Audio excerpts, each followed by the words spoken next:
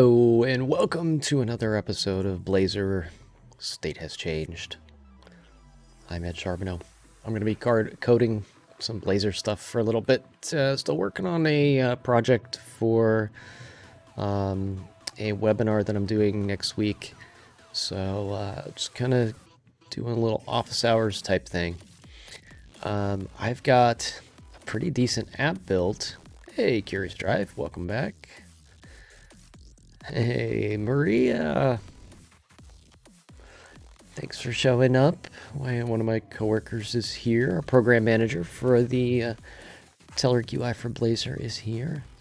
Zdrasty, Maria. So I've got a view that I'm working on, and I'm trying to figure out the best way to go about implementing it. Not too happy with the way it's turned out so far. It looks nice, but it doesn't refresh the way I'd like it to. So let's get into that a little bit. I've got a page with a grid and a chart. I'm trying to sync the two up. I don't necessarily need the grid to be independent, or the chart to be independent, but it is on its own page. Let's see, I gotta log in first. Get that fake account up and going. And then I can see, oh, I've got an error. Oh yeah, the error is what I was trying to fix. My chart shows good. I've got this error. I was trying to incorporate the same chart into this page and have it sync with my date picker. But the way I went about it, I don't like. It's causing an error. I'm not sure why. It doesn't like the fact that I'm sniffing out the parameter set async. So I'm going to kind of clean this back up and figure out a better way to put it together. And to do that, I think what I'm going to end up doing is taking my chart component out and putting it in a common space and fetching the data independently there. So I'm going to start by just kind of deleting some code because it's not working. Not happy with it. And what I kind of want to do, I might just eliminate that page altogether. I'm not sure I even need it. I was looking for reusing a I didn't remove too much stuff already, but I have the chart on a page by itself, and then I was reusing it in another view. Let's actually boil this down to a component instead of a page first, and then we'll work backwards from there and try to get it where we can reuse it instead of the other way around. I think I just kind of attacked it from the wrong direction. And it started writing some really ugly code. So I want to get my chart isolated. Let's see, I think I'll keep the naming here. And I'll just take the page directive off. That way it becomes a component rather than something I can navigate to. And then I need to create another page to contain it, and one with a route.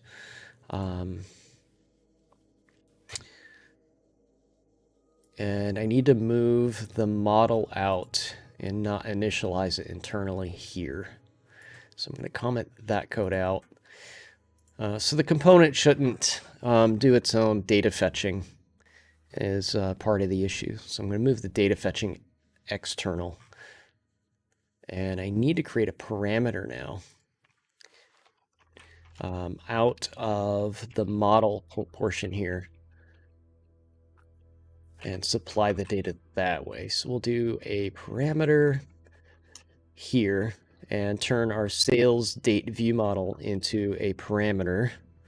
Let's call this data because it's going to be external now. Might help define it a little bit better, give it a little bit better naming convention. Naming things is like one of the worst parts of all this. Naming things is hard, isn't it? You know what else is hard? When things get stuck in a loop in in OBS because it wants to act up on me. Thanks, OBS. That's what I needed today. Give me a second while I fix this guy. Something keeps re-triggering that.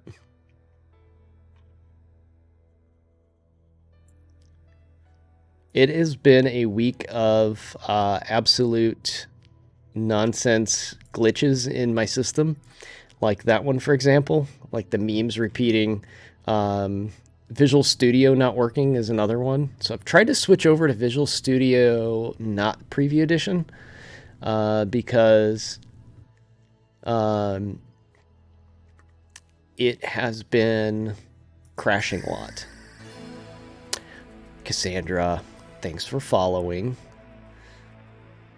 Welcome to the show. I know you, Cassandra. Nice to see you virtually. Hope you're doing well. Let's see if this is going to be a parameter. It needs to have a get set. Yeah, naming things properly is the real issue.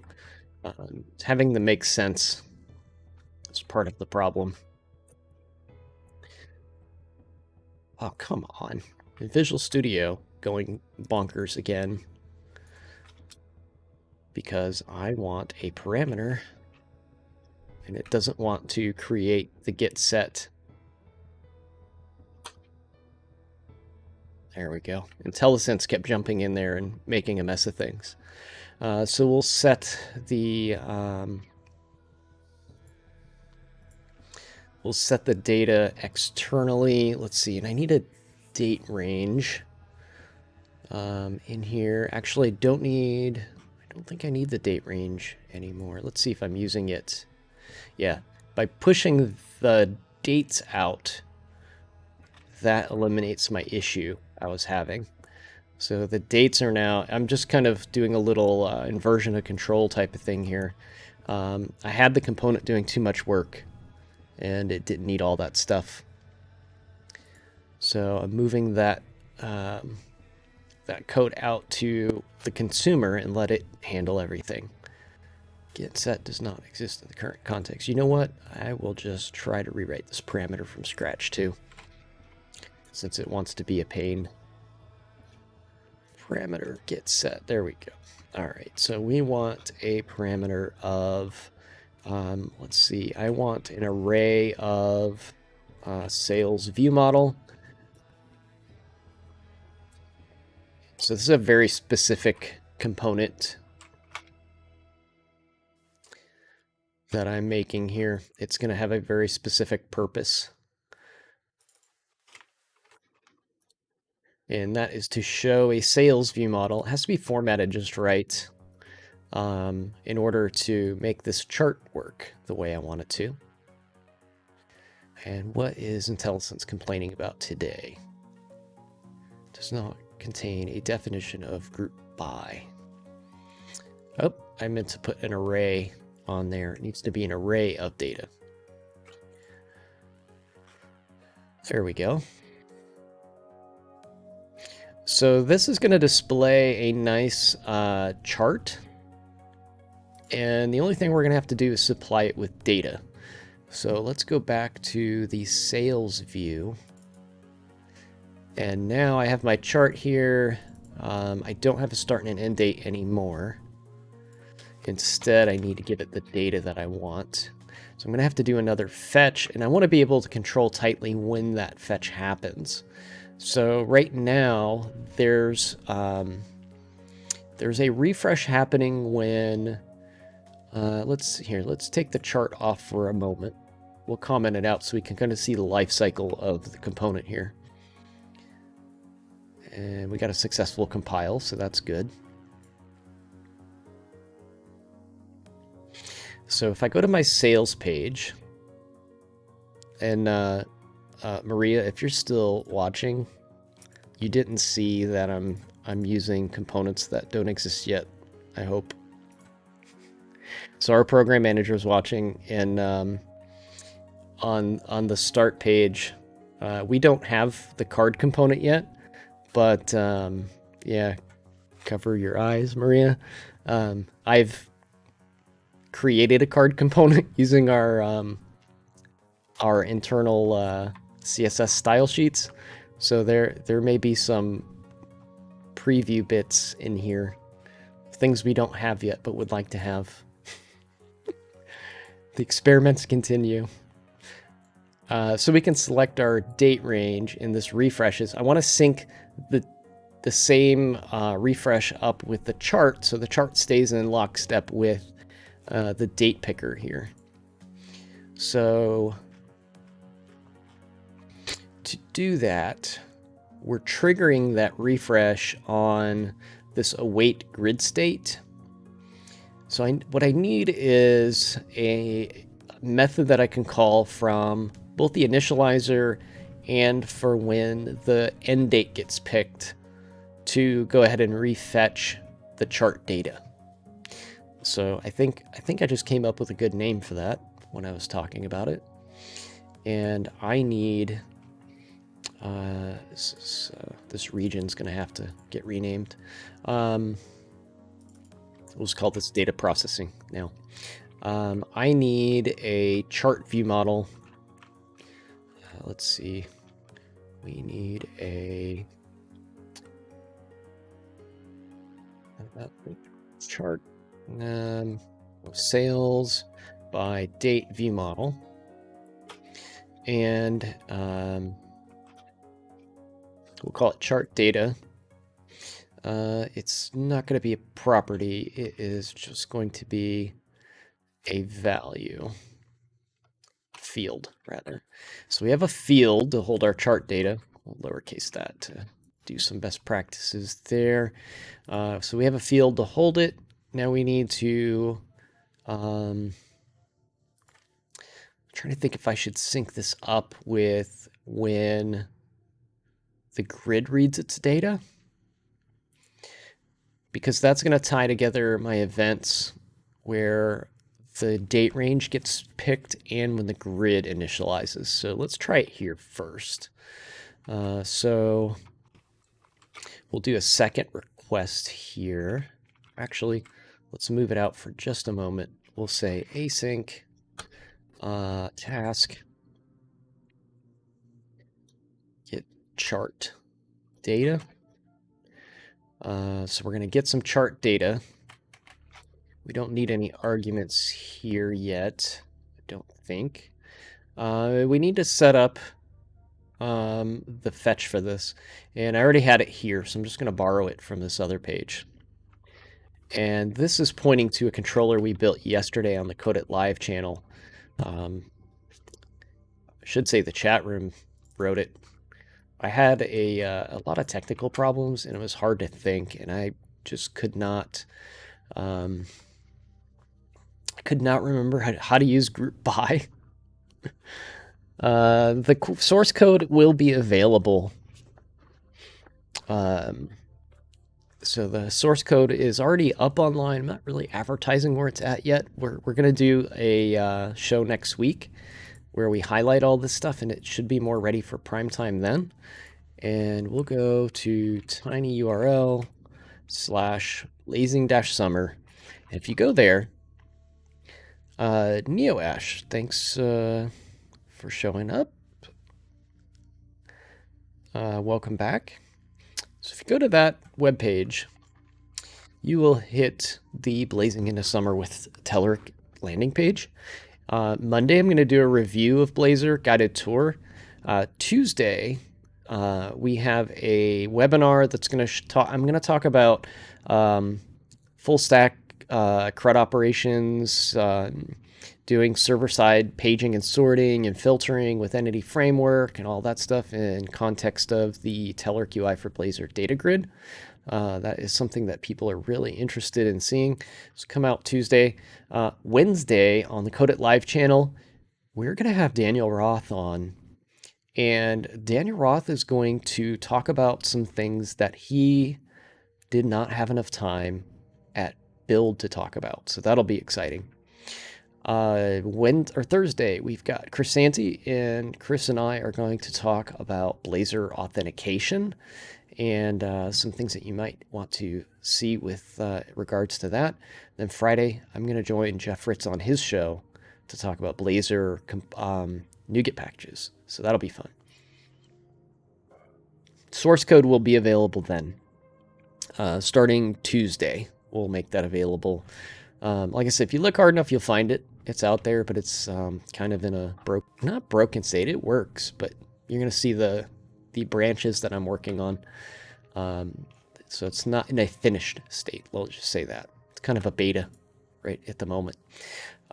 So there, things will break as I move them around. Like this, for example. We need to get the chart data. We need to bring that chart data back. I'm missing a using statement for globalization, so we get the right date formatting in line here. I had that using statement here, system.globalization.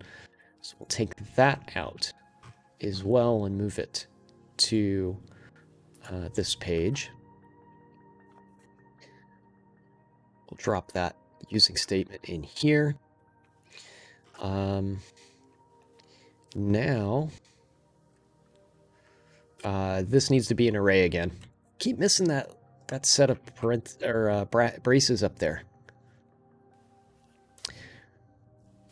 Thanks, Nevin96. Be happy to see you join us. All right. So we should be able to get the chart data now, and it's already bound to the date and time, which is awesome because that's what I was struggling with before, was getting that date and time. So the only problem with this is I'm going to have to repeat this if I want to put it on another page, but that's fine. It's better than the monstrosity that I was trying to make. It was really bad. Just attacking it from the wrong angle. I had to think for a minute what I was actually trying to accomplish and start over. So now we should be able to get the chart data. The chart data should be based on the dates and times. And what I need to do next to make this work is actually put the chart on the page. So I commented it out. I need to bring it back. And then we need to set the data equal to chart data.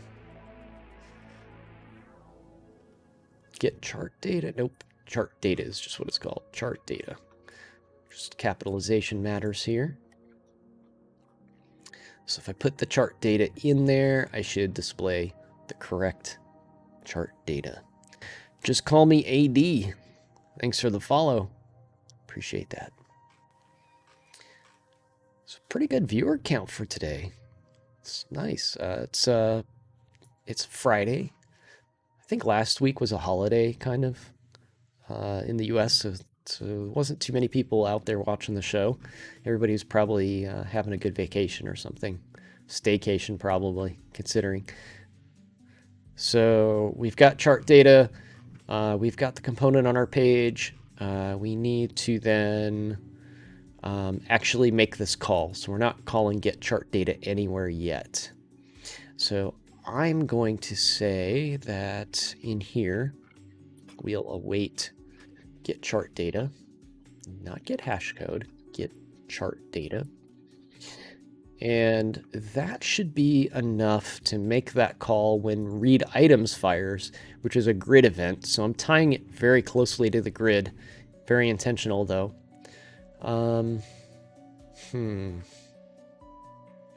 Just thought of a potential issue with that. When I'm paging, I might hit that. So I may need to check the paging when I do this to make sure I'm not firing it too often. Maybe read items isn't the right place for this. Let's move it to uninitialized at first. We'll work forward from there. So let's do overrides. Override on initialized async. And I don't know why this always puts override task. It doesn't put async task, and then you run into a bunch of problems trying to use it. So we'll call await get chart data here. So this is not tied to our tied to our change event on our list or date picker yet. So we'll move that out. It will read when I first initialize the component. The problem is I don't want it to keep pulling a chart every time I page, because that would be...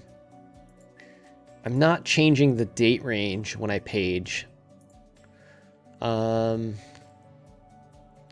What I really want to do is change the date range of this chart when I change the date range here. So I want those things locked in.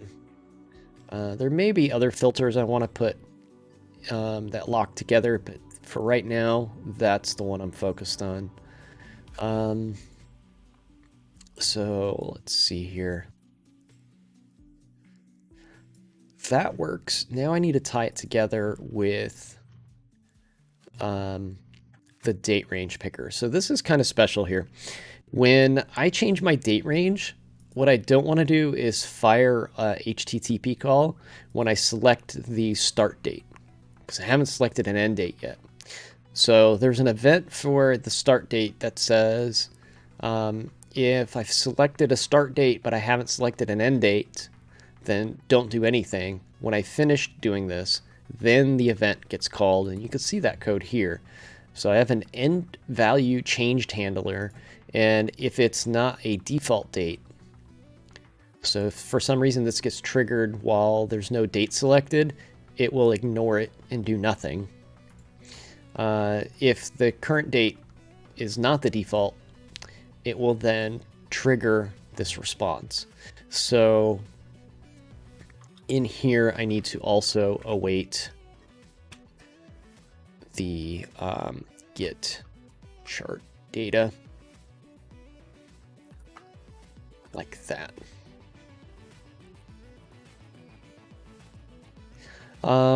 I can share the GitHub link. It's not like super secret. So let's see, it is GitHub. I don't know if I have the branch I'm on public yet.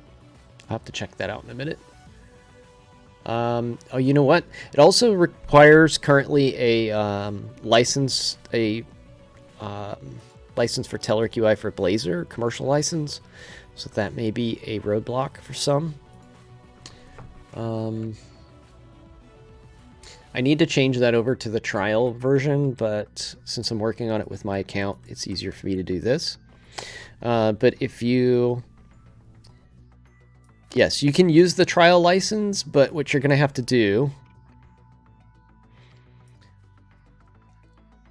And, oh, that's Shane Boyer. Welcome to the show. I thought I recognized the name. What you'll have to do is go into your dependencies. If I double click here, if you just add the word trial to the package reference. So if you do it like this, trial.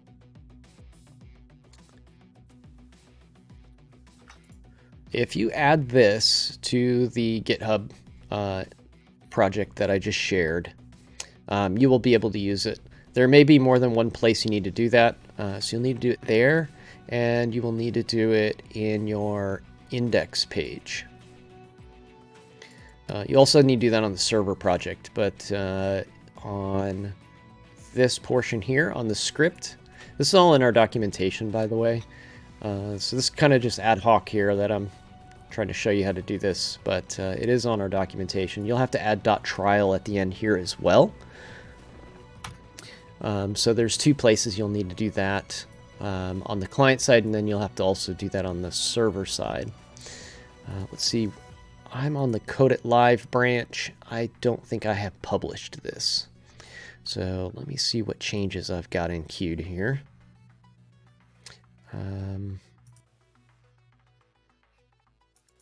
They moved all my Git stuff around. That is not the Git tab I wanted. I think I have too many Git things running. There we go. There's my changes. So let's see. I'm not quite ready to hit a commit here yet. Let's get to a happy place where something works, and then I'll commit it and push it. So just wait a minute before you clone this, if you're interested in running it. Let's see. So that worked, and then if I change my date range, let's just grab... there we go. So just 1 month of data now. So now it's syncing up. So I like that. That part synced up. Now I can do a commit. That's a lot better. Let me actually come in here. Nope. I want my Solution Explorer, and I want to remove a page from my navigation because it's no longer there. So let me take out where the chart was by itself. I may recreate that page, but for now it needs to be taken away. And now I should be able to commit this without anything really bad sitting in it. So I've got my new page. I've got my card layout. This I can stash. I'll just delete it for now. I don't need that picture in there that never got used. Sales controller's been updated. Startup's been changed. Ooh, I don't need this test project anymore either. I'll take the test project away. That may affect my solution file. So let me check that real quick too. Yeah, I'm gonna drop this unit test project. This was just an experiment we were running on the show earlier. Now I should be okay to commit this. I know I've said that twice already, but all right.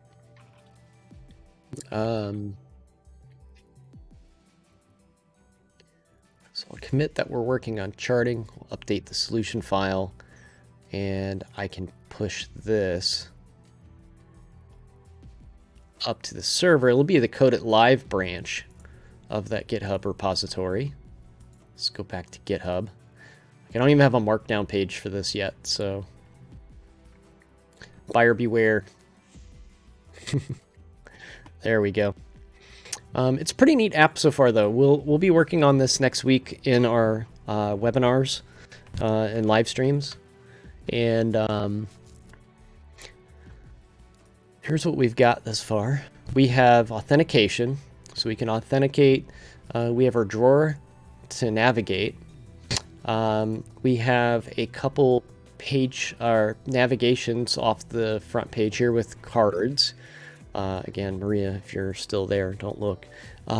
We've got our cards that we can use to navigate. These are using a pop-up tooltip component as well. So there's lots of really cool stuff in here. We've got our chart and graph, our chart and grid that we can link up together, which I might change the layout of this a little bit eventually.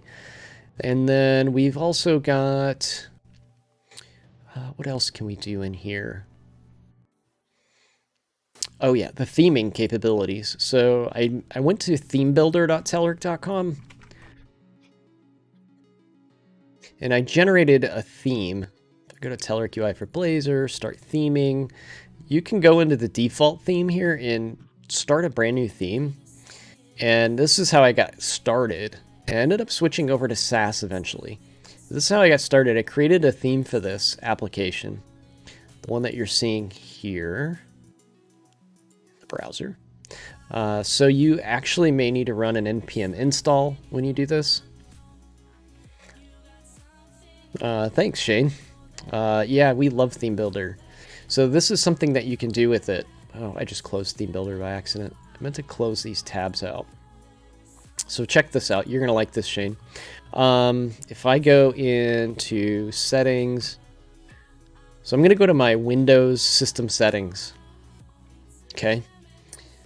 In my Windows system settings, and if I choose colors, notice the Windows OS has a theme chooser now.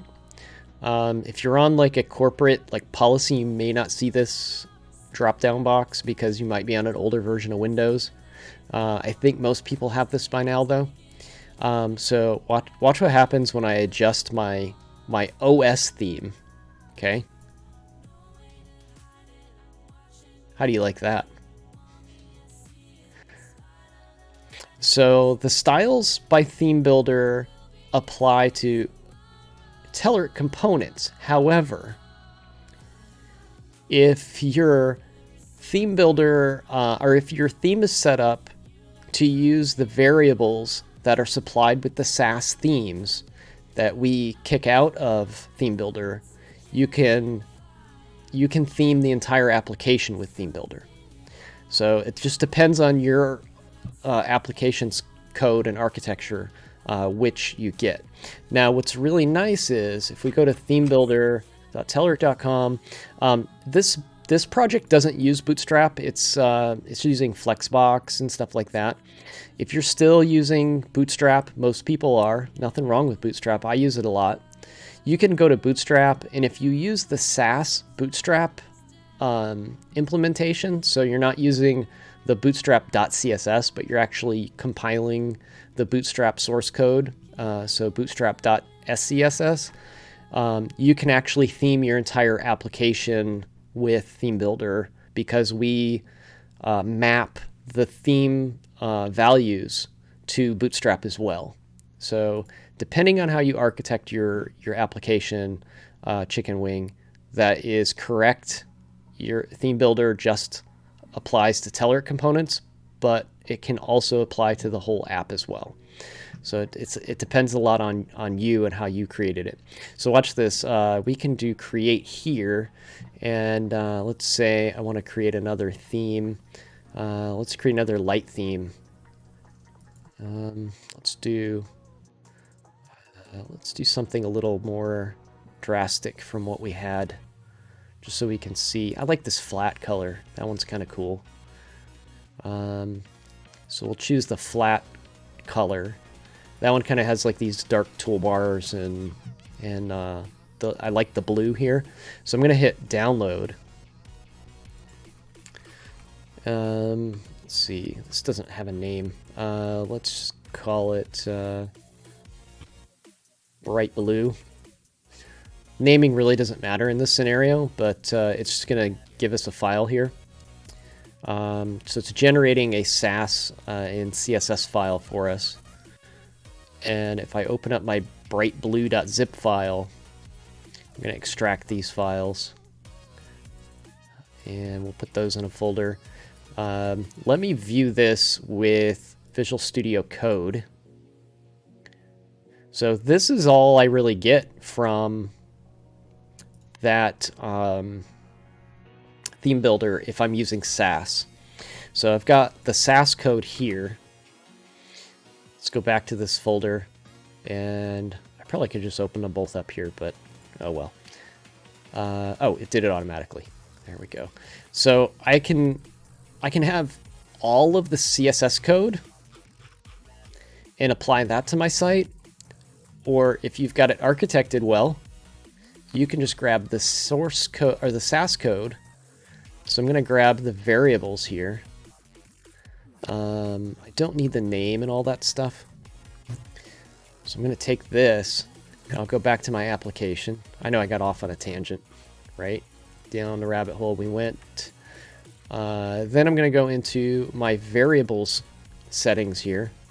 And starting with the chart, working my way up to here, I'm going to go ahead and just paste that in.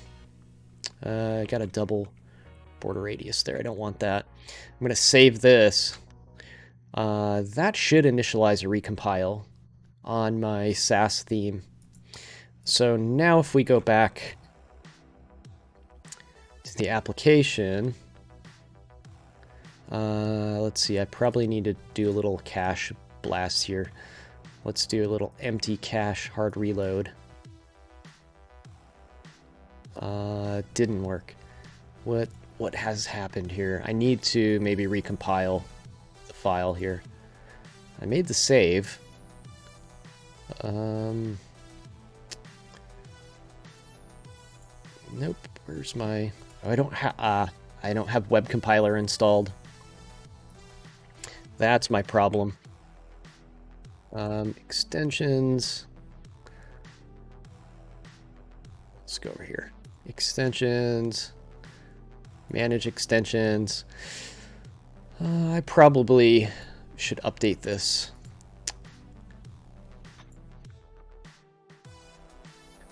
Not, I like web compiler, but it's not cross-platform compatible. Oh, not installed. Web compiler. Let's download web compiler. So the extension is called web compiler that you're gonna want to use for this. Let me reboot Visual Studio because it's gonna want that. There's also a command line version of it that I could have installed. I probably need to add that to the project. That's going to be in another branch though, on like a fix. I don't want to get the branches all mixed up. So web compiler will sniff out the change and make the recompile for me. Oh, I didn't have an extension to get to eliminate the cache. If you're in developer mode, so if you have right-click, inspect, and you have this view here, you can right-click on the refresh icon and you can empty cache from there. So nothing special, just the default tool behavior.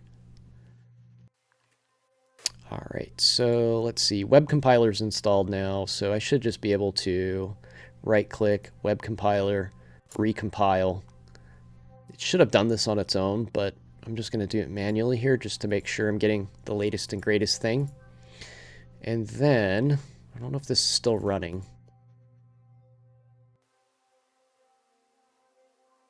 Nope, it's not running. I'm going to close this out. We'll do a Control F5. Yes, ST broader, that's correct. And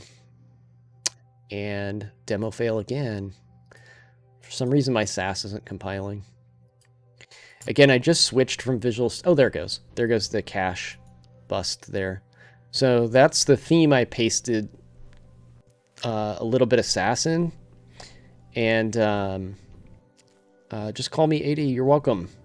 I love Sass. It does really cool stuff like this. So here's my Sass theme. Ooh, there's a little bit of text off in here. I'd have to kind of tweak that theme a little bit to make sure all of the text and stuff is working. But it looks like for the most part, I've got everything. Looks like some of my charting needs a little finessing. But let's also check this out. Let's see if this worked. Where's my OS stuff again? Theme. So I should also have a dark theme because my Sass is written pretty good. Not great, evidently, because you can see the text didn't translate well. I think it's the white on white there that's in the file somewhere. So we'll pull this guy up again. We'll change it to dark. And notice I get a dark theme that matches, almost matches. Needs a little bit of tweaking yet. I need to get the fit and finish on this one. There's obviously something hard-coded on the tray still, but most of the other stuff changed theme along with it. So most of the colors are there. It looks like one color's off a little bit. But we'll revert this back. So we can do source control undo. We'll pull that theme out of there. Save it. And now it should update on its own. I shouldn't have to really do anything but come back here and empty the cache again.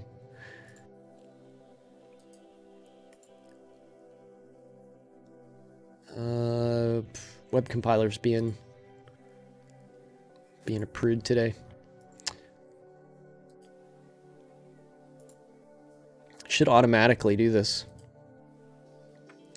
Come on, web compiler, get your business together. There we go. So the theme goes back. Now that I've reset those variables. But I guess the whole point is I can come in here and for the most part, the accent color is what's going to change everything. So I don't even really have to download the stuff from Theme Builder anymore. I can go to themebuilder.telerik.com. I can look at some colors and see what my theme might look like. So I can come over here and change an accent color and so on. And maybe I choose a green, like the Telerik green color or something. And then I can just take that color. I'll just copy that to my clipboard. Just the primary color alone will change a lot of stuff in here. I can swap that out. And that's going to change the overall look of my application, really. Look at that. It's very green, very Telerik. Progress, rather. Very progress of me. Pretty cool, though. So that's just the accent color. This is the info color. So if I updated that, it would change the info color as well. But you can see the pagers changed and all that stuff. And it does a light theme based on that color as well. I love Sass. It's just too cool. Somehow I spun off into a Sass evangelism moment. So anyhow, let's undo that again. Get our default theme back. I just love how simple that is. And I love that it ties into the OS now. It's a cool Windows/web integration feature. That actually doesn't require any Blazor. You can do that in any web application now. That part of my code is under the index.html file. So if you look at the two CSS files here, I'll zoom in a little bit. So I've got two CSS files linked in my head of my document. You can see them both here. I've got main and main dark. And then I've got a media query right here. This is where the magic happens. And it's if preferred color or prefers color scheme is light or there's no preference, I'm going to go with the light theme. If the preferred color scheme is dark, then I'll load my dark theme. And since it's in the head of my file and it's a media query, as soon as I toggle that OS feature, it toggles the media query. The browser picks that up immediately and triggers a response and loads the other theme in. Or actually swaps the other theme. So you're going to get both resources, I believe, when you load this up. So if we were to inspect this and do a hard reload and look at our network, you're going to see I've got main dark CSS and, oh, it actually, let's see. If I've got, let's do CSS. Yeah. So there is a little bit of a performance, network performance issue that you might want to look at if you're going to do this. You could put a little JavaScript snippet in there and call it from Blazor if you want to. It's really easy. You can actually just download my NuGet package for that and do the feature detection through the NuGet package. But essentially you're getting 243K times 2 because you have both the light and the dark theme available at all times. That's the only downside of just raw media queries, is they are hiding and showing some information, but they're actually pulling all the resources they need. But it does make it immediate. There's like no like flash of unstyled website type thing happening. Trade-offs, my friends, trade-offs. I can do a whole show on that sometime. Let's get back to what we were working on. So if you did fork that repository, we should be at about the same point. And again, if you're using the trial stuff in index.html, you need to set it to trial, and in the dependencies for the .NET libraries, you need to set that to trial as well. But other than that, you should be able to load this up and get going. It does seeding and everything automatically, Anytime I do a demo, I like to set it up with Entity Framework and automatic seeding. So you're going to get some sample data that just gets generated on the fly with the first time you run the app. So the first run is going to be like incredibly slow because it's reading 20,000 records out of a CSV file and pumping those into a SQLite database.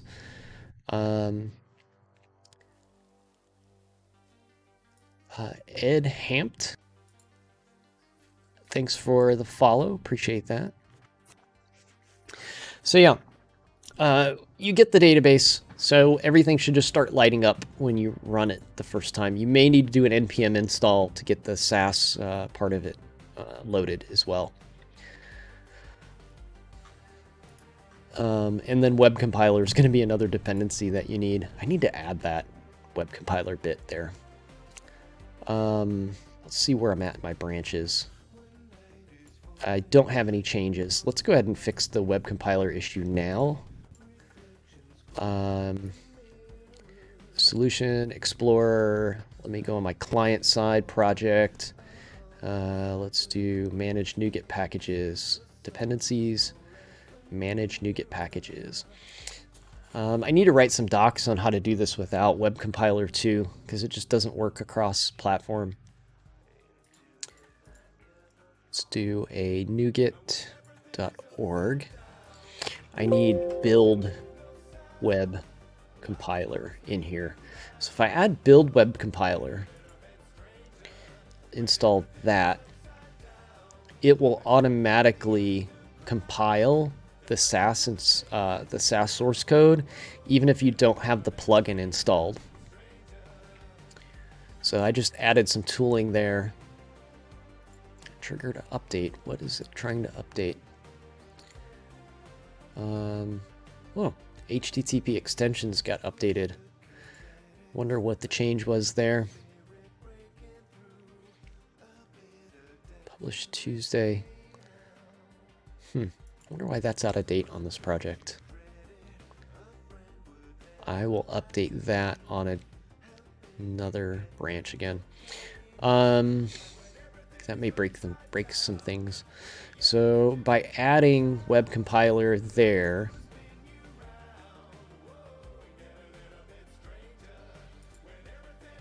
I should be good to commit that change, and then you won't need to install the plugin if you don't have it.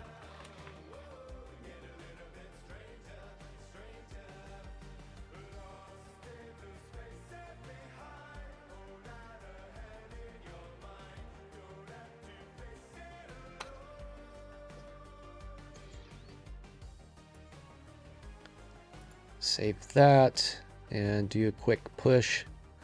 So that is on the latest and greatest too, if you're following along at home. Just looking back at my chart again. My total sales and revenue is showing everything that is in the same date range as my data grid.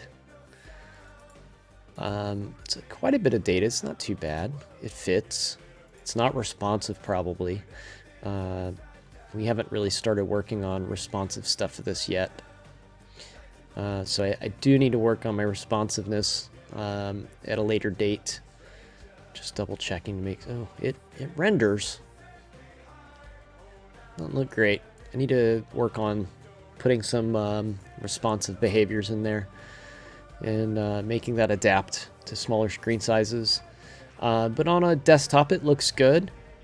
And then if I change my date range, let's just pick May through August. I only get May, June, July. So that works. I still have all of my regions. So if I look here, if I'm filtering by region, this filter isn't going to apply here. I don't know if that's necessary for me to have sync up though. Still, I think the chart would be a little bland if I took all the regions out. There wouldn't be any comparison there. So I think I'm just going to leave it to sync up with the date, just so we're looking at the same date ranges. But I think that's about it. not going to bother with, this is going to show total sales. I'm not going to bother trying to sync it up with every filter feature that is in this here. I could actually, that would actually be very easy to do. Instead of making a HTTP call, I would only filter the data that is basically, I couldn't do that because of paging, because it only pulls back the page data. I could do it. It's just, I don't think it'd help any financial person look at this and make any kind of deductions and just make the view more muddy. So that is bound together though. That was pretty easy. And if I wanted to do that in another view, I would need to plug in some date values from somewhere, but I could reuse the chart if I needed to. Let's see. We've got this page needs some cleaning up. This is something we should probably work on a little bit. So I've got a display, but the budget is not formatted correctly. And the phone number is probably okay. I'd like to put, let's see, this is the employee. Let's have a little fun with this page for a minute. Let's see if I can remember the name of the service.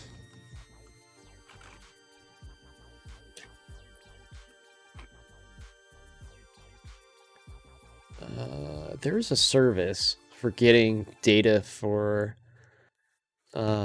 users.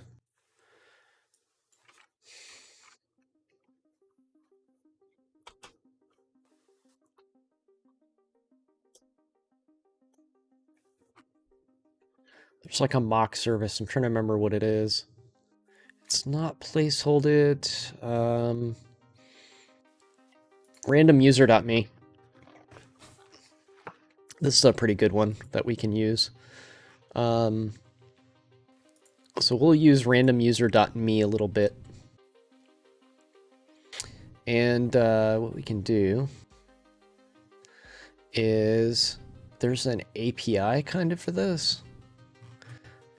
And we can inspect here. And basically, it's randomuser.me/API/portraits. These are gender specific. I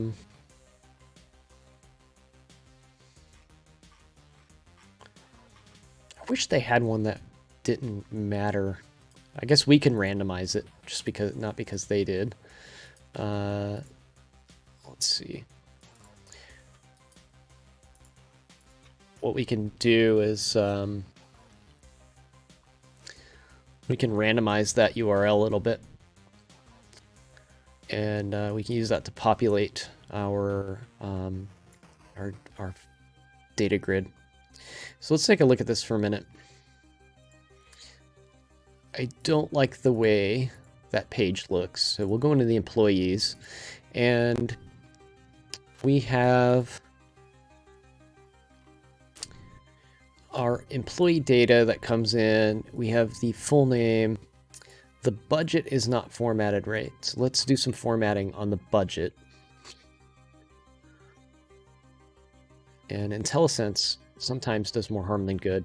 I don't want to lowercase template, I want uppercase template. And then I'm going to steal these little curly brace things. This is going to give me the current employee, and then I can format the data point however I want.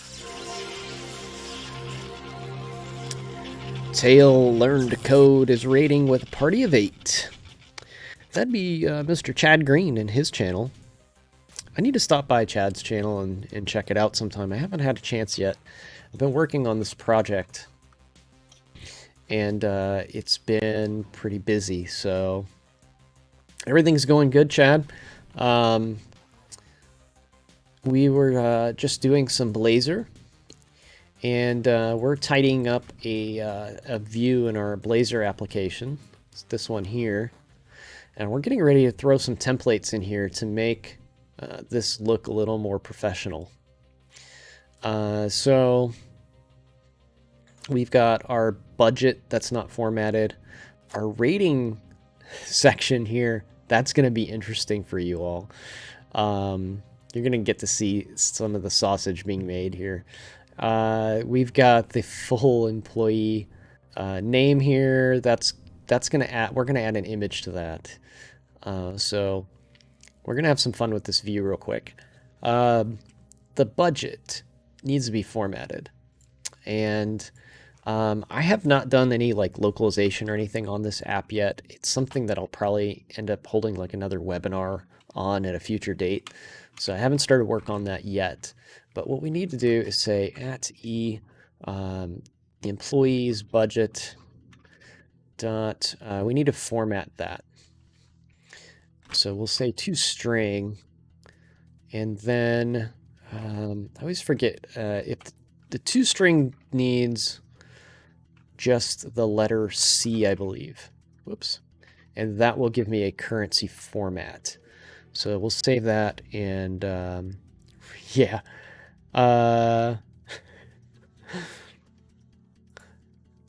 Maria, you're not supposed to be watching that part.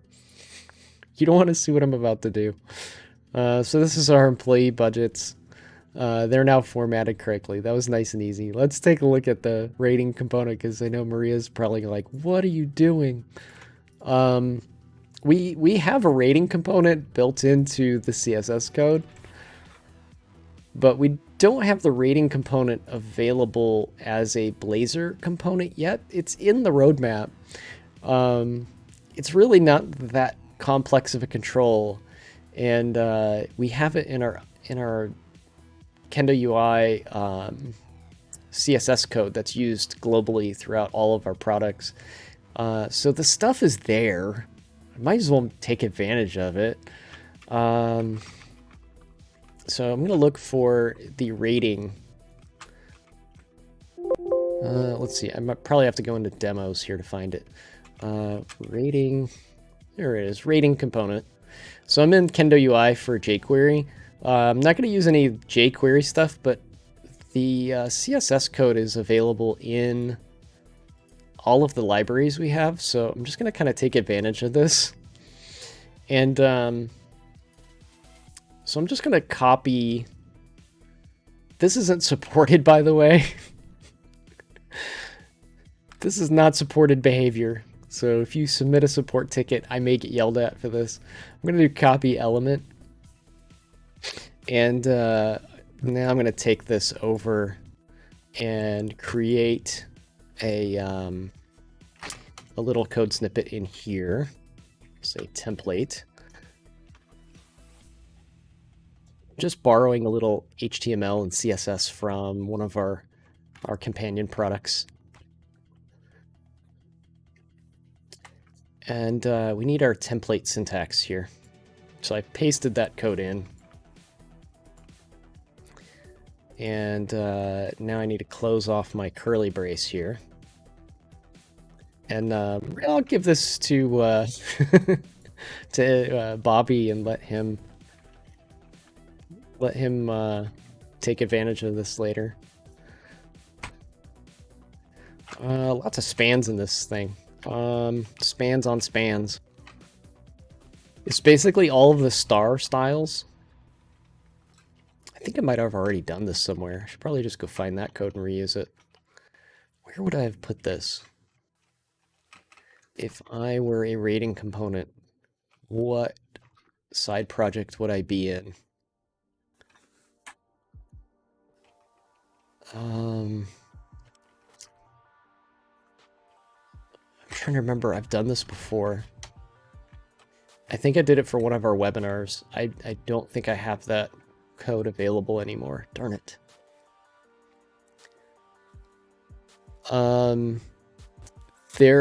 The material stuff will actually happen out of the box. So for the material, if I were to go in to this and just change the theme to material, that's the material theme star. So I'll let the theming capabilities handle that aspect of it. So that's just a CSS value thing.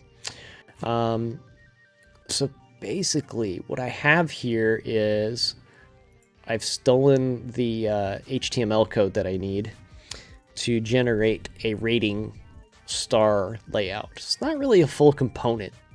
It's just going to look like one.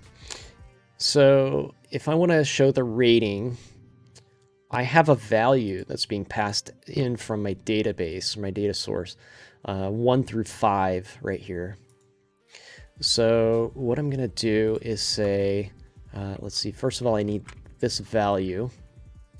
And then, let's see, how did I manage to do this before? I think I did a for. What did I do? Range. I think I generated a range.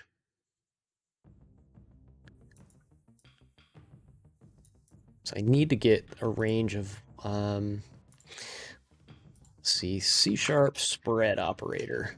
I can generate a range in here really easy with the, no, I don't want, yeah, maybe this will have it.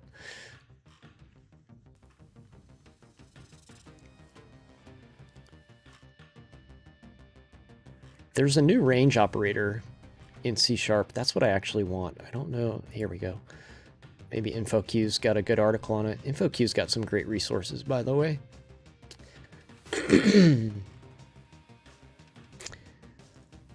Will it let me just grab a range?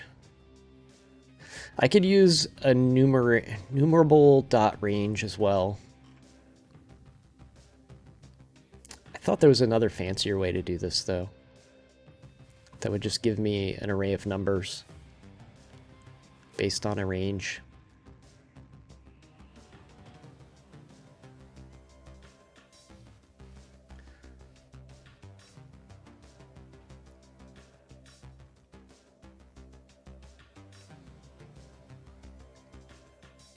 Yeah, that might be it. So I need to do a couple things here.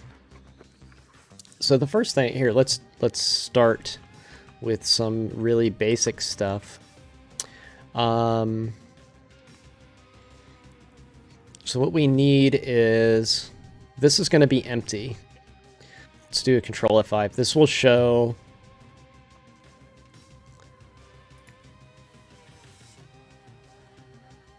this is the employee screen. So there's our stars, right?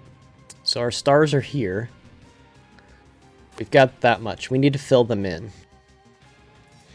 Now, to fill them in, we need to flip a CSS value.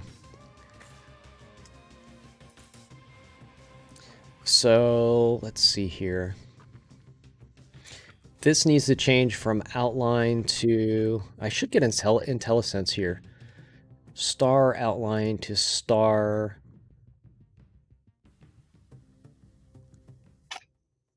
Maybe it's just star. It's either outlined or it's not. So if we do that, there we go. So now what I need to do is simply check. And if the rating is equal to or less than, we fill it in. Otherwise, we leave it the same.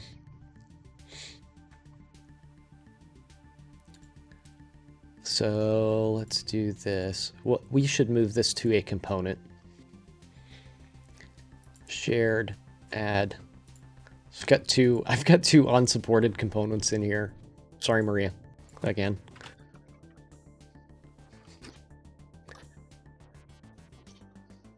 This is very unofficial behavior. Sometimes I like to just get things done, though.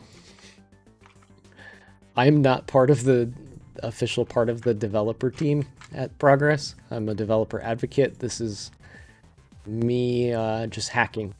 So these are not opinions of my employer. They're my own. Is that a good enough CMA statement?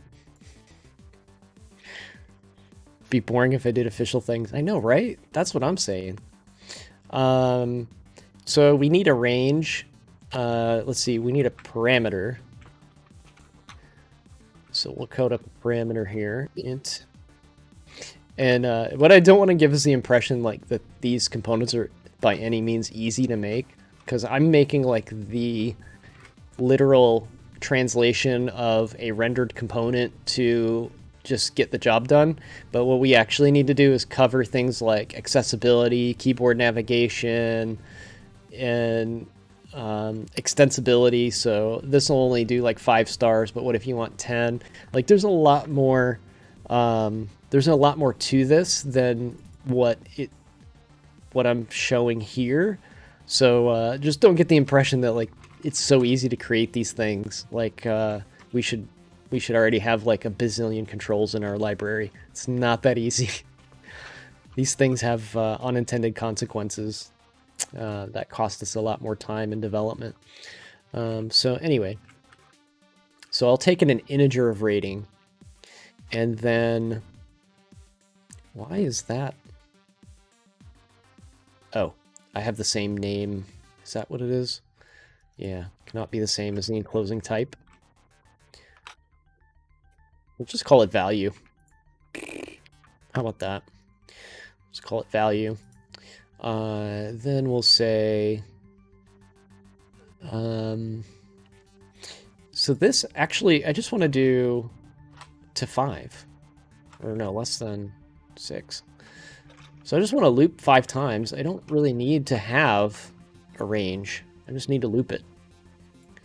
I know I'm gonna max this out at 5. Why didn't it like that though?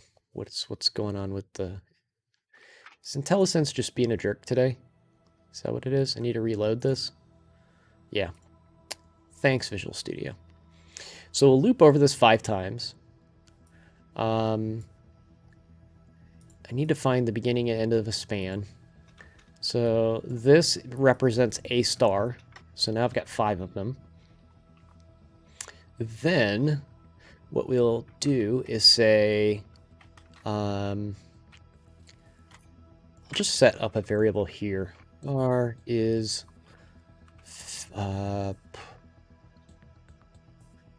outline. No, let's do this.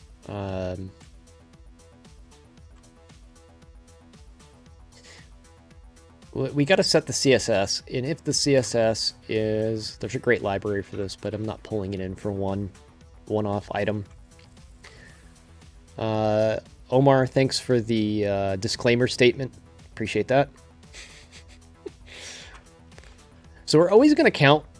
We're always going to loop 5 times. So I'm just going to leave it like that. And then if the value,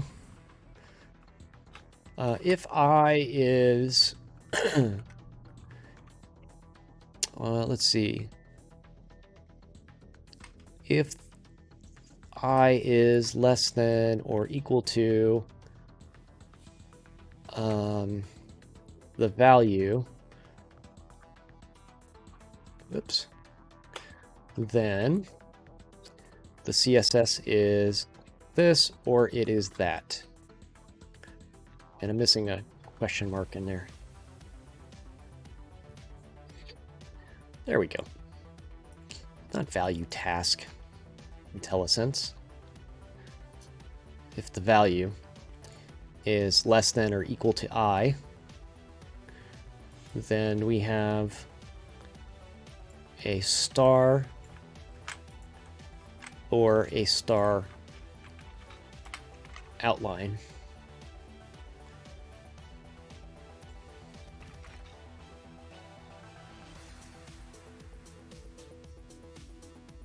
And I think that will do it, actually. So now we can go back here and we'll pull that out. We'll say rating is the value equals e dot rating. And we can use self-closing tag here. And Control F5. Oh, I just put eyes in there. Thank you. Because those are strings, right? Nice catch. Oh, and I got 6. I did the loop wrong or something. And there's the eyes. How'd I end up with 7? No, that's 6. Okay, I can't count today either.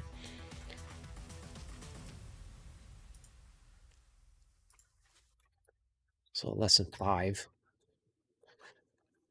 I can't even write a for loop correctly. And since these are strings, they need to be escaped. So thank you for that, Omar.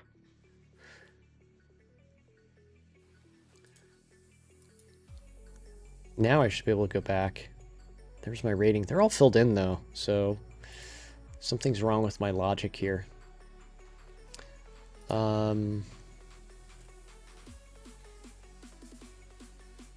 So I've got a less than or equal to the value. So if the value is less than... Oh, I've got it backwards. I got my logic backwards. Less than or equal to I. That should fix it. Oh, I'm not using the variable either. Darn it, Peter. You got... Yep. I forgot to replace this. It's been a long week, hasn't it?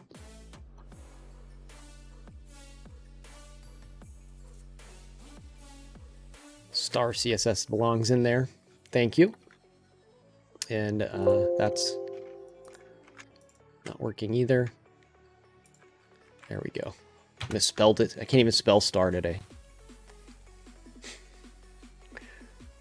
I do think I had a logic problem in there, though. Nope. I had it right. I had it right. I need to reverse this.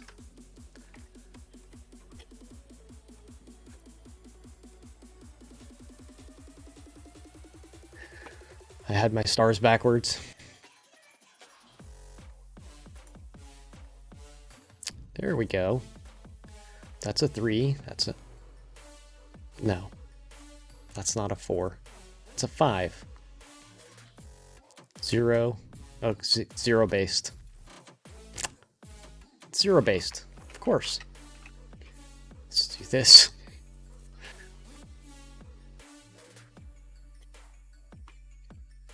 Let's see if I got it this time. Less than, not less than or equal to. Well, if it's a 3, if the value's 3, then I don't want, I want to light up the 3. This is the other thing about our actual component is it does partial, like star values as well. And I'm not supporting any of that. I'm just kind of hacking it together. So I want to do less than or equal to because if it's 3, I don't want to show 2 stars. I want to show 3 stars. And let's just validate this. We should have done like a unit test or something, but we're not. So let me just write out the value here because I can't really see the value. I'm just going to temporarily put that there so I can make sure that the value that the record has matches the number of stars that are lit up. There we go. Because we're star rating employees. Why shouldn't we star rate employees? There's nothing demeaning about that. I'm sure human resources star rates employees all the time. Maria, how many stars do I get? How many stars am I rated as an employee, do you think? Again, Maria's our program manager for Telerik UI for Blazor. It's very late there, by the way. She's in Bulgaria. It's like, it's not that late. It's about 8 o'clock. There's probably better things to watch than me, though. So we have a star rating now. So how cool is that? Just templated that into the column. And what's really cool is even though we have the template, this is the rendered UI portion of it. It still retains the value. I think. That didn't work. Oh, I just turned sorting off. There we go. Yeah, so these are rated. These are the people we want to fire. These are people we want to give a bonus to. Everybody else we don't care about.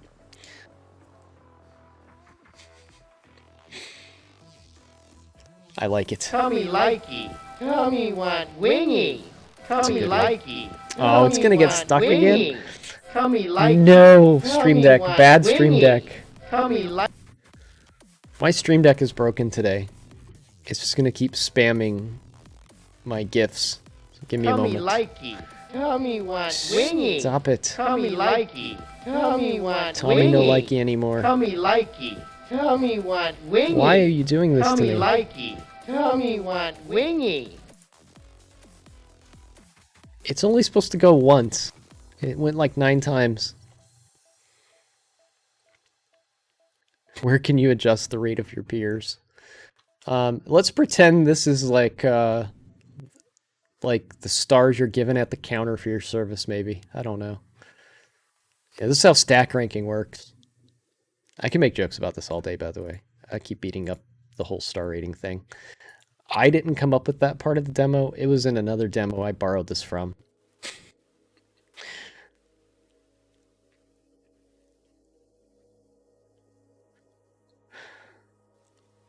I really wish I knew what's going on with my meme thing right now. It's hard to troubleshoot because it's on a different screen. So I have to like black out my screen to figure out what's going on with it. So here, let's try this one. I turned them off altogether now. It's like they changed something in Stream Deck that has changed the timing on these. Let me see if I can turn it back on. Let's see what's going on here. I'm sorry. Oh god, they're all stuck on. No, make it stop. All right, they're all just gonna keep repeating now. It's not able to toggle off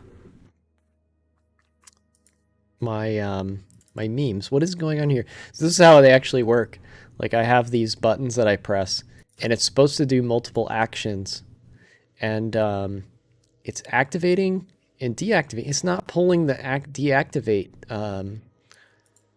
or the delay. It's in milliseconds. I don't know what it's doing. So like it's just spamming over and over. It's not toggling them off. And I don't know if Stream Deck.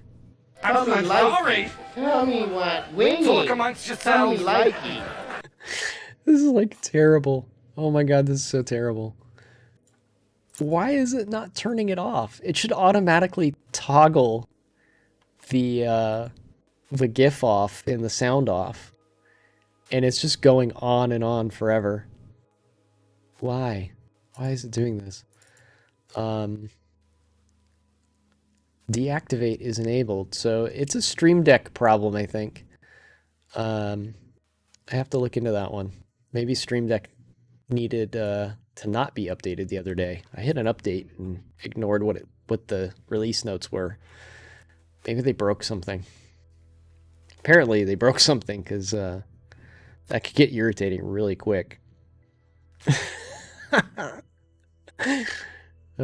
Thanks, Omar. I agree. What the hell was that all about? I don't know. They're supposed to be there for fun and not spamming my my audio. Jeez. All right. Let's do one more of these template columns. I've got another good one here. This one doesn't involve like hacking and hijacking our CSS code from Telerik UI for whatever's. We've got a full name field. I would like to have an image field in here. I don't know. Let me see. Employee. What do you have in employee? Employee has a image ID. We can use that image ID. What are you flashing about? Bulbs work. Is it really giving me like help? It's like giving me tutorial help. When did they add that to Visual Studio? I know how Visual Studio works, thank you. It's like a video game now. It's like, did you know you can pick up ammo? Let's see, we need a grid column. I'm going to duplicate that one instead of trying to write it again from scratch. And we'll call this one image ID. And I'm going to set sort to false. We don't want to sort. We already have enough HR issues with this rating system somebody came up with. We don't need a sort based on image. That would be bad.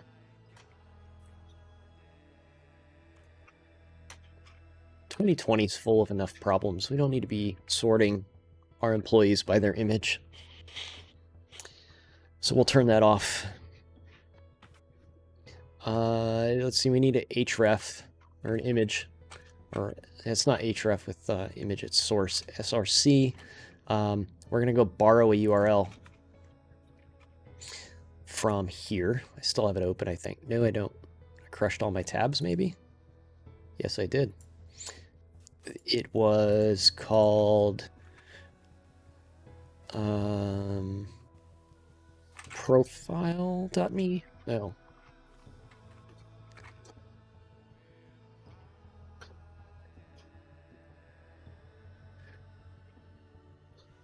So this API has, where did it go?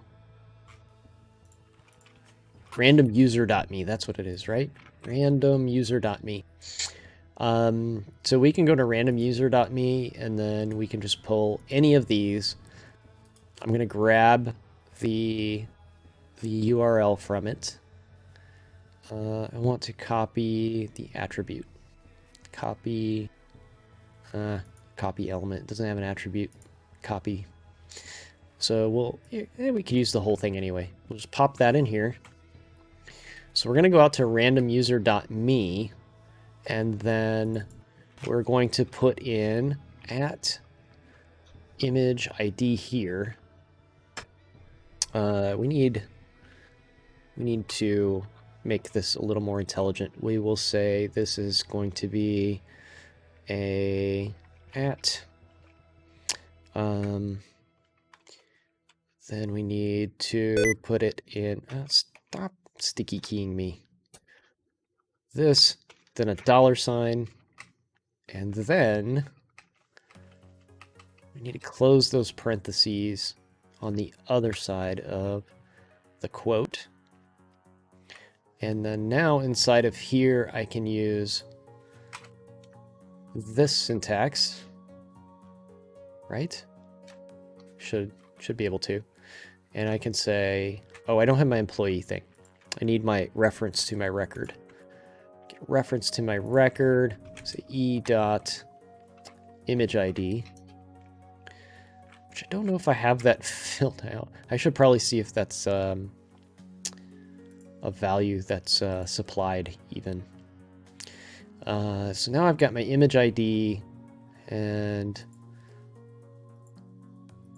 I think I'm going to ignore the data dash attributes here. And that should work right there. Wait, did I pull the... Forgot, do you close an image tag? Like so.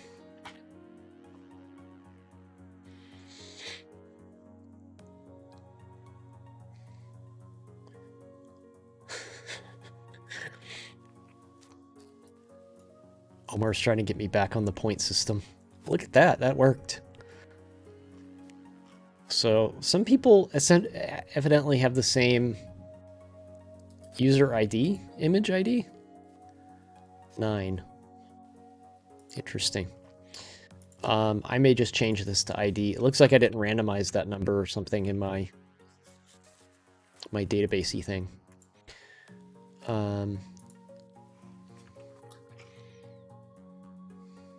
Let's try that again. Cool, that worked. I just grabbed the ID instead. I have a little data corruption issue there. So yeah, I've got some images in here. So it's that easy to add images to the grid.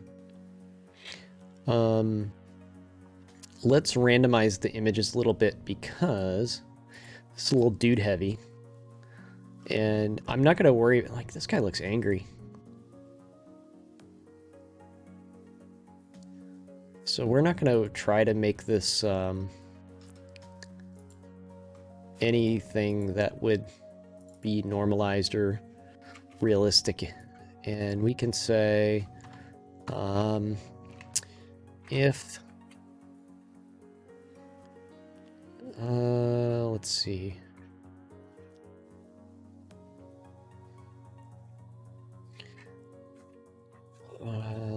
Let's put this in a ternary operator.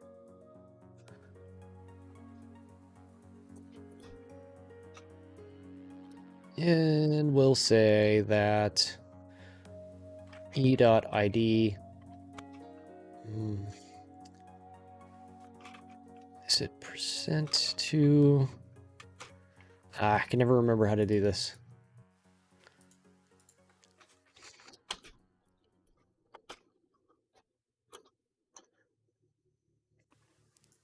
Yes, I just Googled this. I can never remember this. If divided by 2 equals 0. That's what it is. It's the even odd thingy. Oh, I had it. Look at that. I got close enough. Yeah. So, if it equals 0,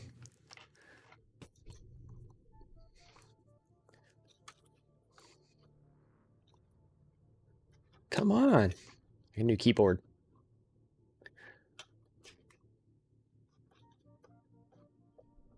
This is the API's fault, not mine, so do not shoot the messenger on the fact that it has gender. Oh yeah. I could use @ symbols in there. I forgot about that. This just seems easier, I don't know.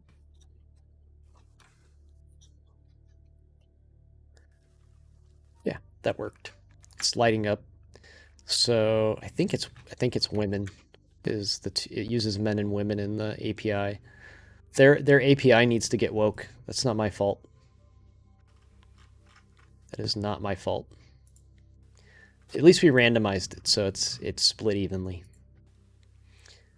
Cool. That works for me. Next thing we could do with this is add a little CSS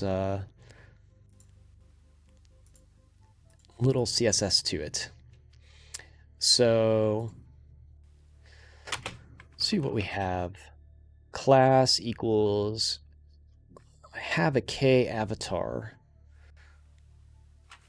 circle. Let's see what that does to it. I probably don't need to like reload the app every time. I can do this just with, okay, so that's pretty good. So if you have a built-in class, I mean, we might as well use it, right? The size isn't so great. I normally don't recommend like inline styles for things, but I don't see that I need to create a whole CSS class for this. So I'm just going to say style. Actually, it's an image width. It already has a width value to it. 32. Does this take a value like so?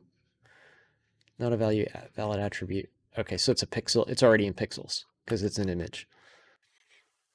Already in pixels because it's an image. We'll use the old school width attribute. Maybe that's a little too small. Go with 64 here. It is a tad bit of a waste of resources. I don't want to hear it. I know the routine. It's resizing an image in the browser. It's delivering a 256 pixel image, and then we're just resizing it. It's a little bit of a waste of resources. I know. But I just wanted to show what we're capable of doing here. And because we know the width is 64 pixels, what we can do is we can come up into the field as well. And we can say width is, let's do 64 pixels here. And we'll give that a look.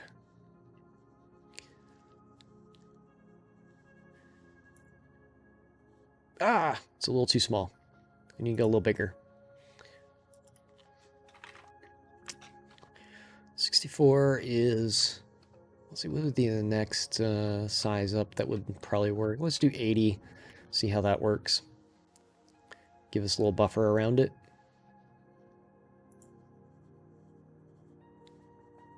There's a little graphical glitch in there. What is that? A little dot sitting there. Is it something I typed?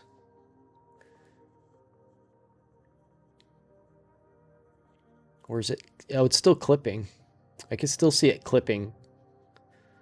So if you look at the padding, it needs to be at least 85 pixels, it looks like. So there's something going on here, little shenanigans. Oh, wrong button. Right about here. So this needs to be 85 pixels wide. There's like a little something happening there.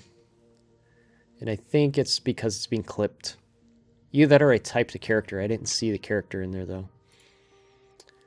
So yeah, I don't see a character. Oops, maybe up here. I don't see a character floating around anywhere here. I don't think it's part of the CSS style or anything like that. But I'm going to say this probably should be at least be 85 pixels to include the padding and whatnot that's around the circle. Employees. Oh, is that a tilde? What is that doing there? Or not a tilde. What is that called? It's not a tilde. It's a ellipsis. Why is it getting that? It thinks it's clipping, I think. Let's try something else.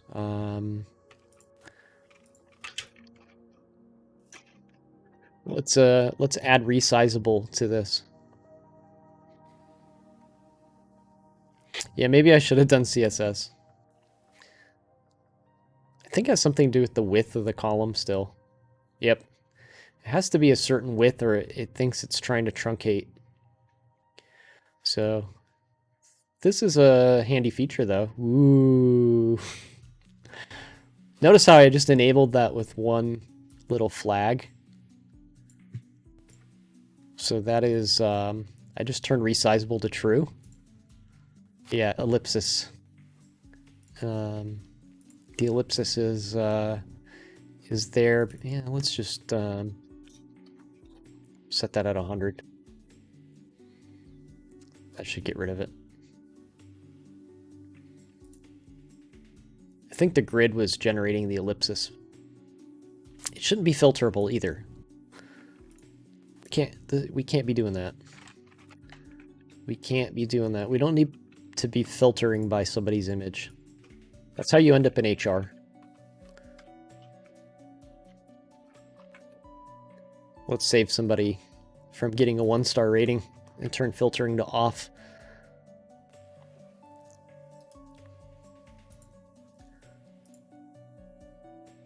There we go. Filtering's off now. You can still resize.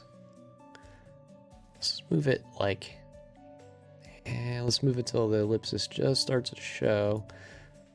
That is about what it needs to be. This is so unscientific. This is not how I normally do things. 90. I would normally put that in CSS and complain that somebody else didn't do it. There we go. That looks good. Cool. So this can be, that's responsive. Look at that. I'll call that responsive. It's not. That could be better. That's not too bad. It could line up. Is there a space in there or something? Why is that misaligned? Or is that how padding is working in that cell?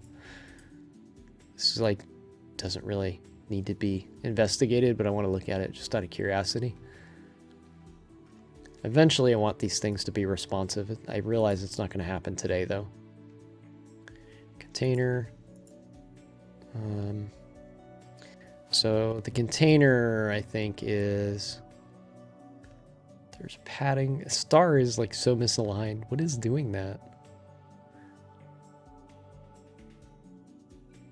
I can't seem to focus on the element that's doing it.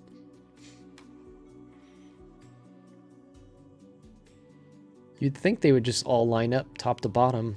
Is there like white space or something in there? I don't see any. I'm not sensing any white space. I'm trying to drag around it and find it. I'm not seeing any. That's odd. That's an odd one. I don't know why that's there. Oh, I bet it's oh, there is white space in between them. I bet it's a first. There's a first. What is that thing called?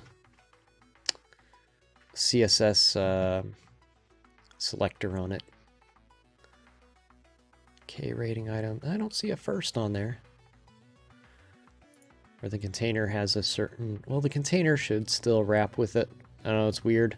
Yeah, first child. I don't see a first child on there, though. Not yet. Could be way down here.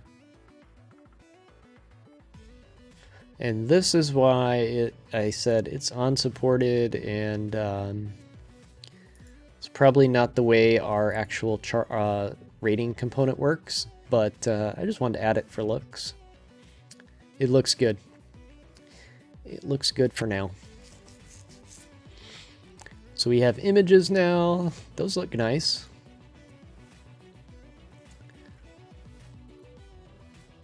So let's play with the CSS for that image for a second. So that I used the K avatar class.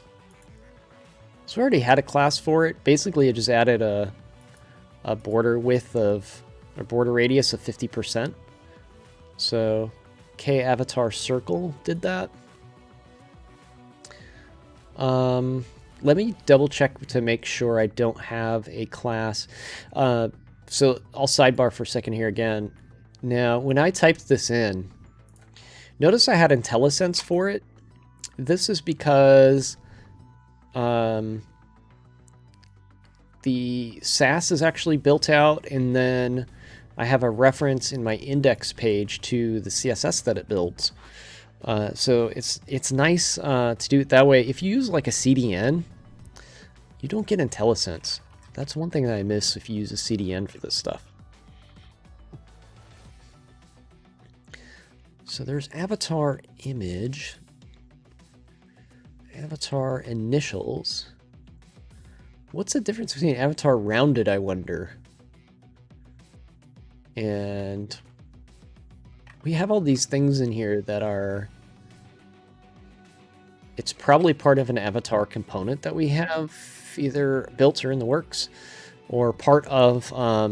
so some of the Kendo UI libraries contain a chat widget, and it may belong to that as well.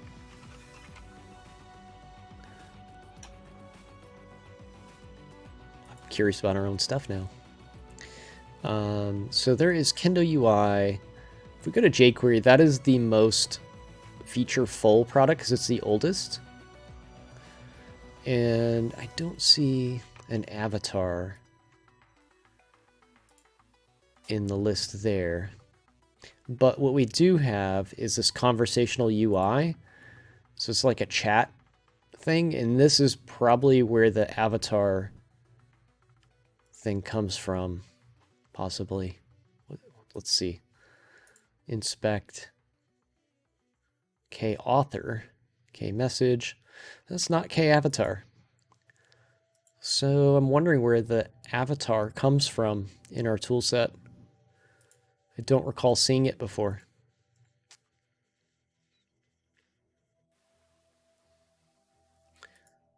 Very interesting.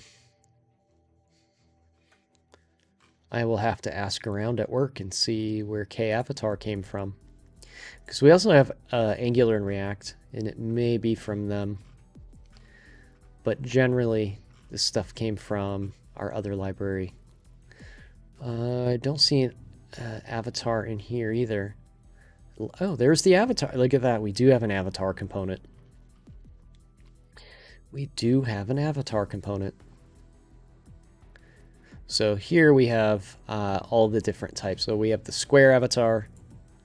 Rounded. Rounded gives you that, not the complete circle like this.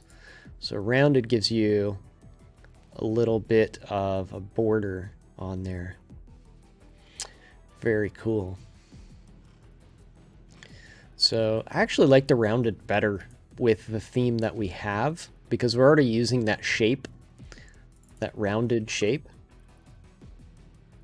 with the border radius that's on like the cards and the I customized the grid pager. So if we look at the grid pager, it's got the same shape. So I like the look and feel of that a little bit better. So let's do this. Let's go over to main CSS. We're go under themes here. Shared theme, main. This is how I build my Sass out. So I don't know how the rest of you like to do this stuff.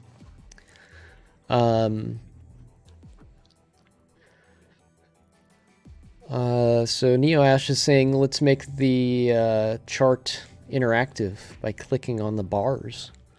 That sounds like a challenge that is going to be too much for today, but I would like to try that another time. So I will definitely put that on my list of things to investigate and try sometime. I've been streaming for about 2 hours now, and I think that's something that would take a little while to integrate. So when I do my Sass, if I'm adding something, I will put it in a to-do refactor area, and I will build up a certain amount of CSS and then go, okay, all of these things here have something in common. They need to get refactored out to, say, they belong with the drawer in the navigation, or they're part of a card, or they have some commonality. Some of these things just don't have anywhere to go, so they'll remain here for a while until there's enough of them to say, all right, this is just some utilities or miscellaneous things. So this is how I usually start hacking away at this stuff. But I'm going to say K avatar rounded or round. Is it round or rounded? So I don't misspell. I will just copy it. It is rounded. So I'm just going to add that here. And then I'm going to say border 1 pixel solid. And then here I'm going to give it a color. Let's give it the accent color and see how that looks. We'll go back. I always reload the entire app. I know I don't have to do that. Looks like I'm missing something. What am I missing here? Okay, avatar rounded. I don't think I think I refreshed the app before. Yeah, this needs to be a little thicker. So before I go back into the app, let's inspect here. 2 pixels. Oh, and now I'm getting my ellipses back. This thing is a pain. I'm gonna just change that back to like 100 when I go back in there. I think 2 is probably about right. And then color-wise, I've got a little bit of a palette to pick from. Let's be like super fancy with this. All right. Let's actually. I'm not gonna put this in CSS. Watch this. This will be fun. Take that out. Return that back to normal. Here, just make sure. Source control undo, just so it doesn't pick up any white space and make me commit white space.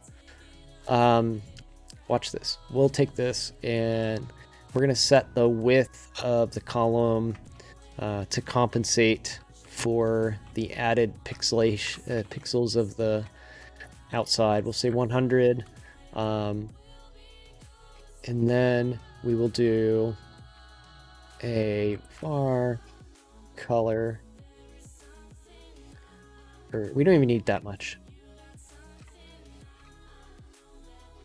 I'm going to take this width out as well. Watch, we'll do style equals width. It's going to be at, or no, width is hard-coded, 64 pixels. Border is 1 pixel solid. And then at e dot team dot color.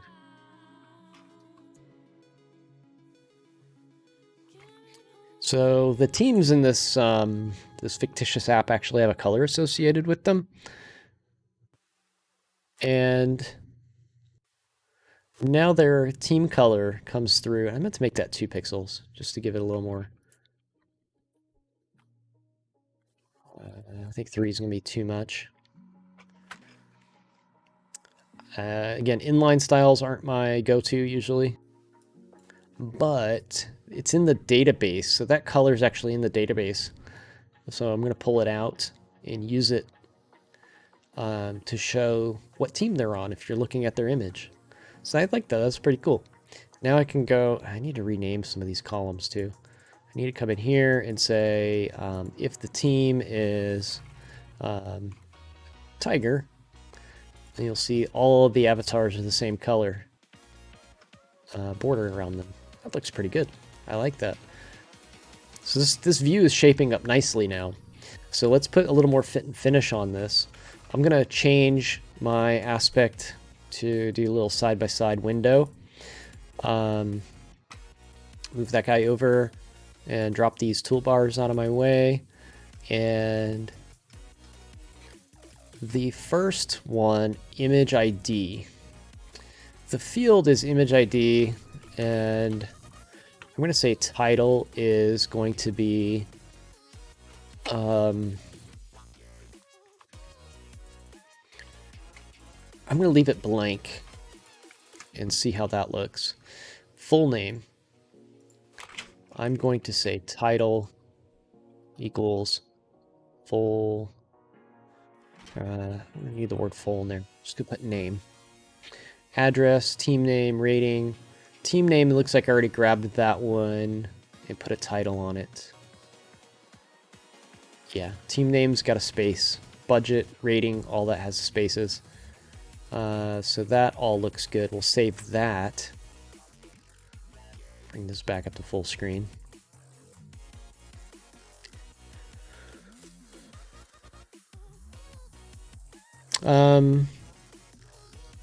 Lazamat. Lazamat, I think that's how you might pronounce that. It looks like you're just starting off in web development. Thanks for joining the show. I hope your websites look that good too. Thanks for the compliment. Appreciate it. Good luck on your journey. So let's see here. And thanks for the follow as well. So yeah, I like the space being, the empty space being the title.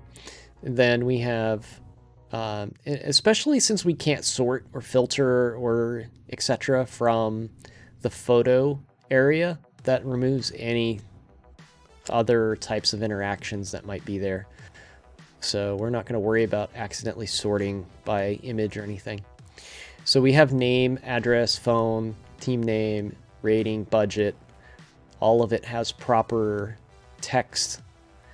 Nothing all like crammed together, camel case, or otherwise. Our budget values are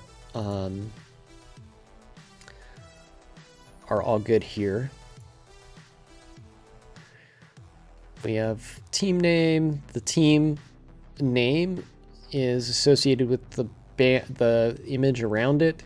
We're using a placeholder service to do the images, so those we don't have to worry about putting in a database anywhere. So we really cleaned up that employee screen. I like it. I like it a lot. I think I'll keep it. I need to find some images here. I was trying to find some good pictures that I can use to make this look nice. They are rather expensive. If you buy them to put on a project like this, they're like $100 a piece. And to get all the images I need for this app would be insane. So I think I might leave these as placeholders for now. Or just use some of my personal images. I've got some that might work for this. So let's do a little fun with some images real quick. I may or may not use these images in the app. Oh, by the way, before I get off on another tangent, not going to be around too much longer. we'll have some fun with Photoshop for a minute, just to give us a break from coding. But I want to, let's see, we've got,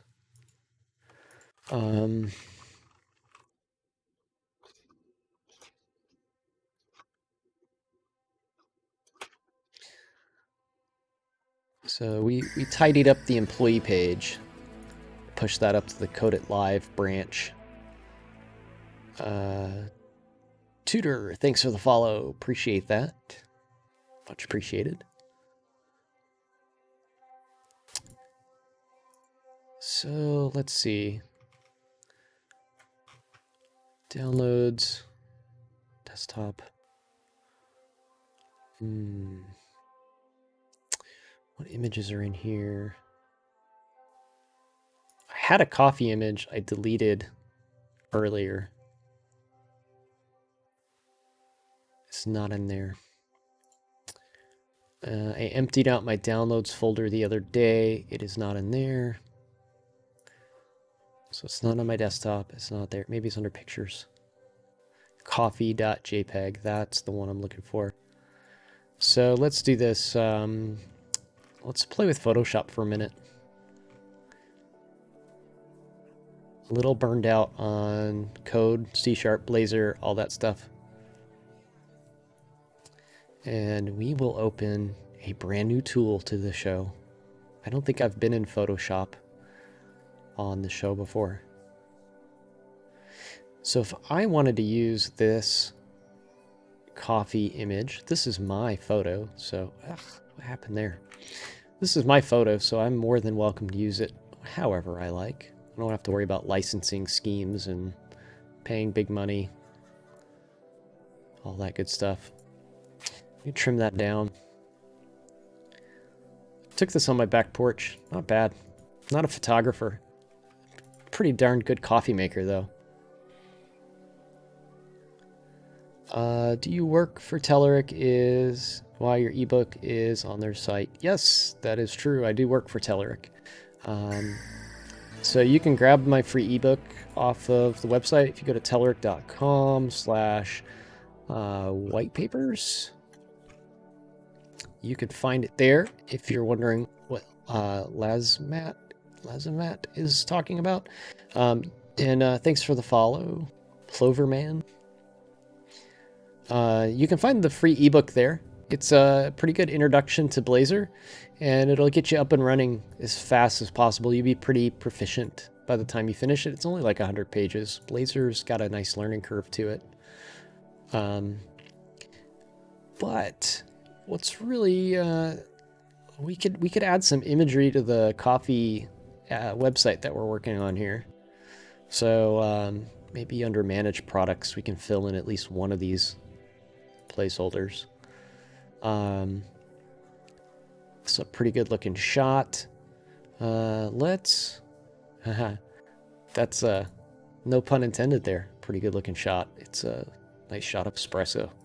So let's see. Dad jokes all the way. Let's do a lasso tool. Let's see if I can get it to auto snap. I'm trying to remember how to auto. It's been a little while. My skills are rusty. The magnetic lasso. There we go. Photoshop makes go back. Photoshop is great. Just gotta have a little steady hand. A pen would be nice for this.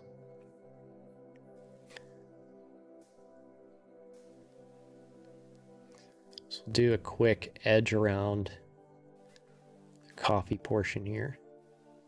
So what I don't want to do is I'm going to do a color adjustment. What I don't want to do, no, go back. Good enough. We'll do a Q for quick mask. We'll toggle the masking mode here. And then I need a paintbrush. Set the solid, fix my little goof on the edge here. swap that. If I want to change the color of this guy, what I don't want to do is accidentally change the color of the coffee and make it look weird. That would suck. So we'll do a quick mask there. And then we'll take and create a new layer. Let's duplicate this one. And I will hit it with this. So now I've got two separate layers. Don't drink coffee, but the picture looks really good. Yeah. So this is actually a tiny cup. It's like it's like 3 ounces. So that's a pretty concentrated shot of espresso there that I had the other day. It was a nice pour. So, and you, Ash, have a good weekend as well. I think it's either getting late or I scared you off with Photoshop. Like, what is a C# dev doing in Photoshop? Run away! Run away! So I've got look at that, boop, got my layer of coffee there. Ooh, I can still see. I didn't quite get that perfect. I may have a little halo of orange in there. But what's cool is I could come up with like a series of these photos. And let's try image, adjust, hue and saturation, colorize. No, that is not the one I wanted. Adjustments. Yeah, actually what I'm going to have to do here is I need one more layer. So let's grab our lasso one more time. We'll zoom in good. It's really going to be hard to get that orange edge right there. Wish I had something a little better.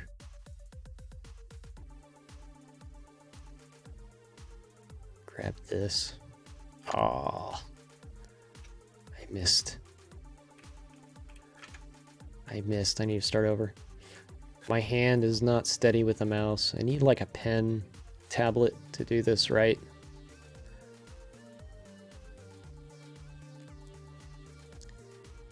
My mouse sensitivity is like jacked up for playing shooters. So it's like at Counter-Strike levels here. Just get this outlined.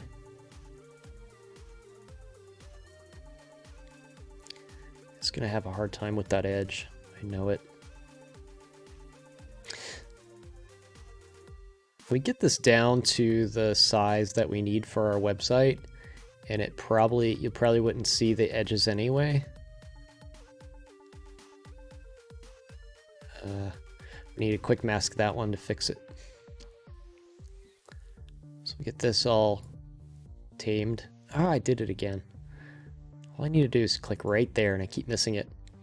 So we can mask that off. And zoom the tool down. Oh, I need a solid. Give me a solid. Now I've got that halo brush there. Don't want that. That'll actually cause a lot of problems if I leave it. It's good enough. Good enough. Again, I might need to adjust it later, but let's see how good this does. Let's do another duplicate here. Duplicate this. Oh, I did a deselect. No, go back.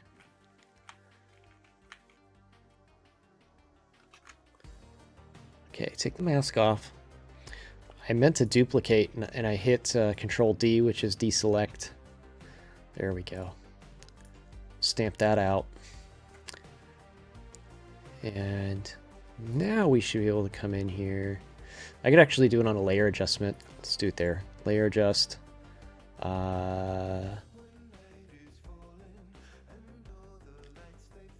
Color, saturation. There we go. So now what I could do, what I can do with this is I can make one for my light theme and one for my dark theme. I can change the color of my cup to match my app. Pretty cool, huh?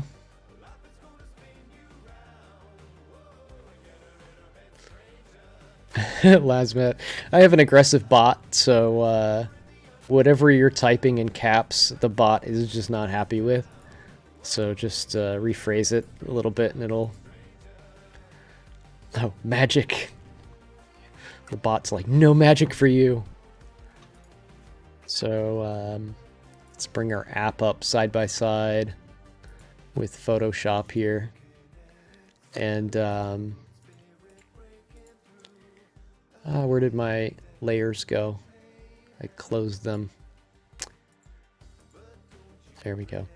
So I can kind of eyeball this, but basically I can find the tone or palette of my app over there.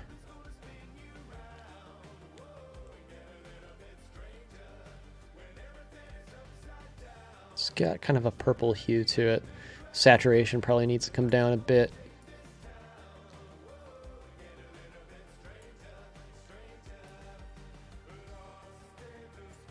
Something like that, maybe. So I can match up my my theme. The only problem is if I can't sassify, that's a word, my image. That'd be really cool if I could. I'd have to make a couple of these for different theme colors. But that's pretty slick. So let's take that one. I think that color matches up kind of. So here, this is like really hacky, but we could do this as well. I'm gonna do a little snag on this banner. Yeah, I know it's there. Do a Control V. So I just pasted a picture of that over here, so we can do a little comparison before we save it. Do any little last minute adjustment. I didn't do too bad, did I? For comparing the two side-by-side images. I really did. I'm proud of myself. I did pretty darn good. That is pretty tight. It's really hard to see these things unless they're on top of one another. I think that's pretty close, though. I don't have like a calibrated monitor or anything crazy, so... Alright, so now I can take off my reference. Delete that layer. Do a little Control-Shift-S for a save. I bet you didn't know we were going to learn Photoshop today. This is not what Blazor State Has Changed is all about, is it? I needed a break. I've been coding like mad the last couple of weeks here. Trying to think, what size is that? What size is that? This says 278 by 150.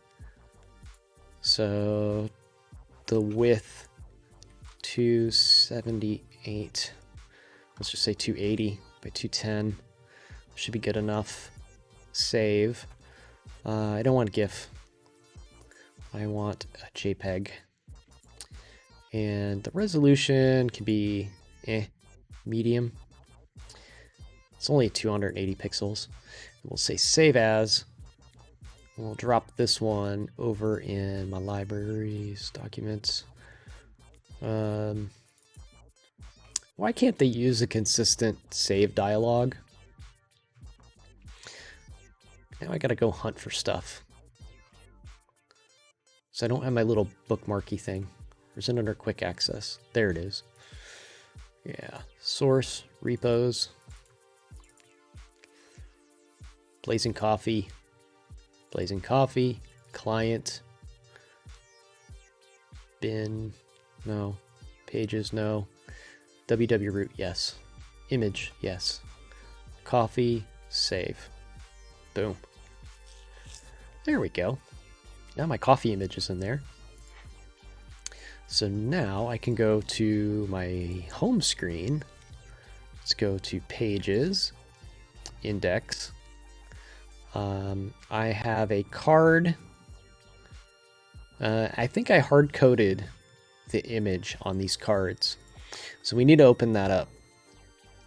So I'm going to go over to shared card. My card component, yes, I did hard-code that image in there. Blech. Let's change that to a parameter. Say circled back. That's what's important. So I came full circle with it. Title, subtitle, image. So title, subtitle, image. Thank you for the follow.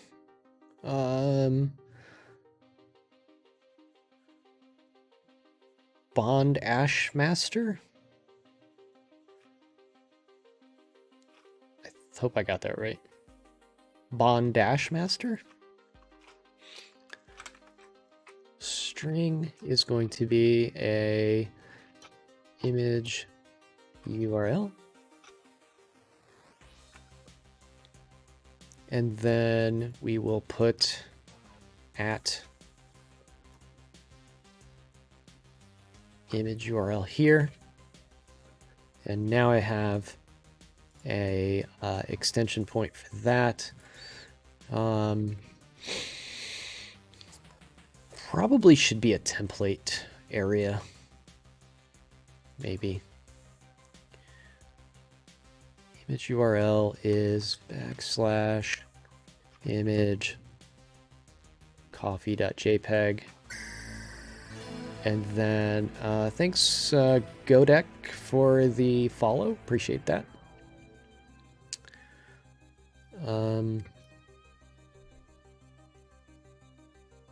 Image URL equals, I want to get this off my clipboard. So that was the original placeholder. We're going to stick that back there. Human capital gets a placeholder. Products gets the coffee. Now I need to go find some placeholders for the other things that I have. There's just one less stock image I need to go pay for, I guess.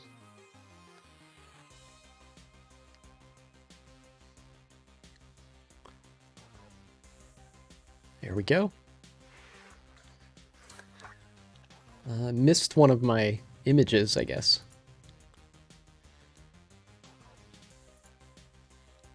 Image URL. Oh, I copied it. I meant to copy it. I cut it, pasted it. Copy and paste. Boom. There we go. It did do bad blending in with the theme, though.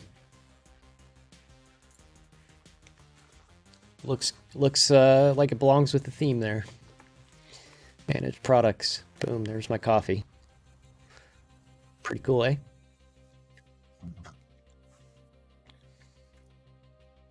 I need a human capital and a sales. So I need to find some imagery to go with those.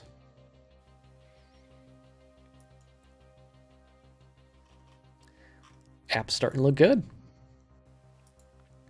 Blazing Coffee Warehouse. This will be part of our webinar for the Blazing into Summer. If you want to join me next week for lots of streaming, find everything you need to know there. And I think that's a wrap for today. We did Photoshop. That happened. And you don't notice, like, there's probably like 1 pixel of orange in there that I accidentally left. I mean, cool stuff. This is really fun though, because you say maybe this isn't coffee anymore. Maybe it's one of those green chai tea things, right? Love Photoshop. It's so cool. We can actually go in here and drop in another hue and saturation and say, look, oh, I'm hitting all the layers. I don't want to hit all the layers.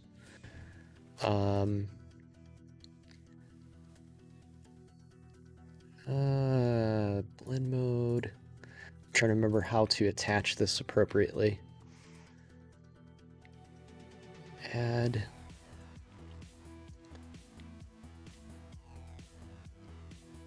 Where is it?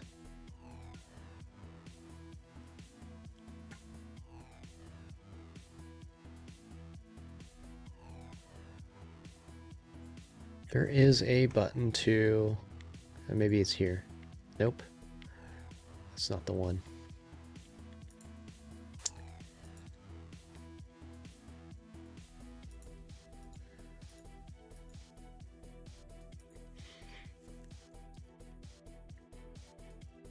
I want to create a layer, but I want it to be attached, not to the whole image. I may have to look that one up. It's been a little bit since I've done this. I don't want to change like everything about the whole. I don't want it to go all the way down the stack. And I know there's a simple, maybe I have to be above it, and then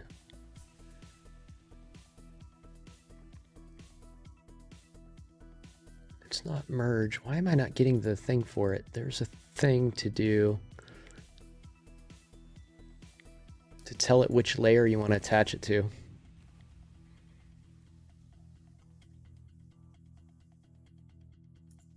Well, I'll have to look that up in my own time.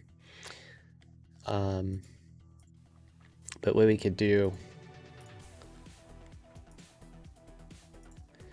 is, oh, here we go. I'll just use, this is not the appropriate way to do this, but I will just copy, it's a layer mask.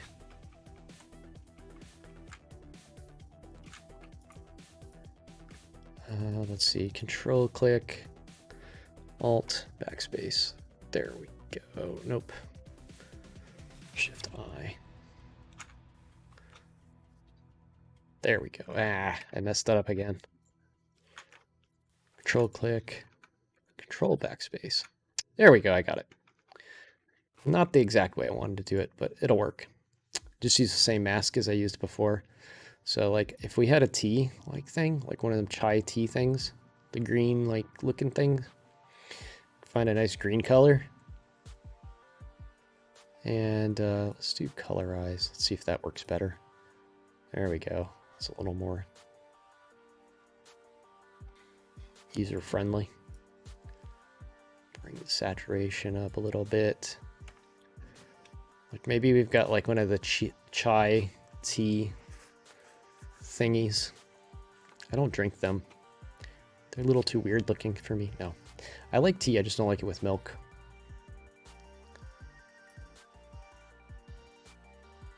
But we could essentially adjust this until we get our tea color. Cool, cool stuff. Let's go raid someone. We've had our fun for today. We have our product screen. We're good.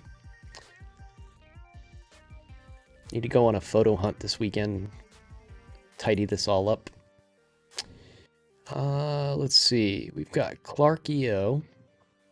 He's a lot of fun. Chef Brent is doing his thing. Lana Lux is on, doing some Unity. The Unreal Engine folks are streaming. They're pretty cool. What kind of stuff are you guys into today? What do you want to go raid? Do you want to raid Chef Brent, who's probably talking about hardware or cooking or kitchen gadgets? There's Lana Lux talking about Unity, C#. We can go raid her. There's the Unreal Engine people that are way smarter than me and talk about crazy stuff like mathematics in 3D engines. That's always interesting to watch. First person to reply gets to tell me who we go raid. Come on. Unity. All right, Lazmat. Lazamat? that's an excellent choice.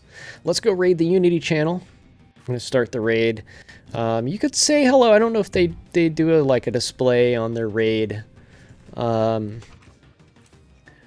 have a great show, though. They know nothing about me, so they will have no clue who we are when we go raid them. But they have some real computer science-y engineering stuff going on there. It makes this Blazor web development stuff seem like peanuts. It's a lot of fun to watch. It is above my pay grade. So we are all queued up. Let's go raid these folks and see what they're up to. I'll see you all next week on Monday if you want to learn about Blazor from scratch, if you've never checked it out before. If you are interested in Blazor and more in depth, then tune in from Tuesday and on. We're going to have Daniel Roth with us on Wednesday, Chris Santi on Thursday, and I'll see you then. Have a good weekend.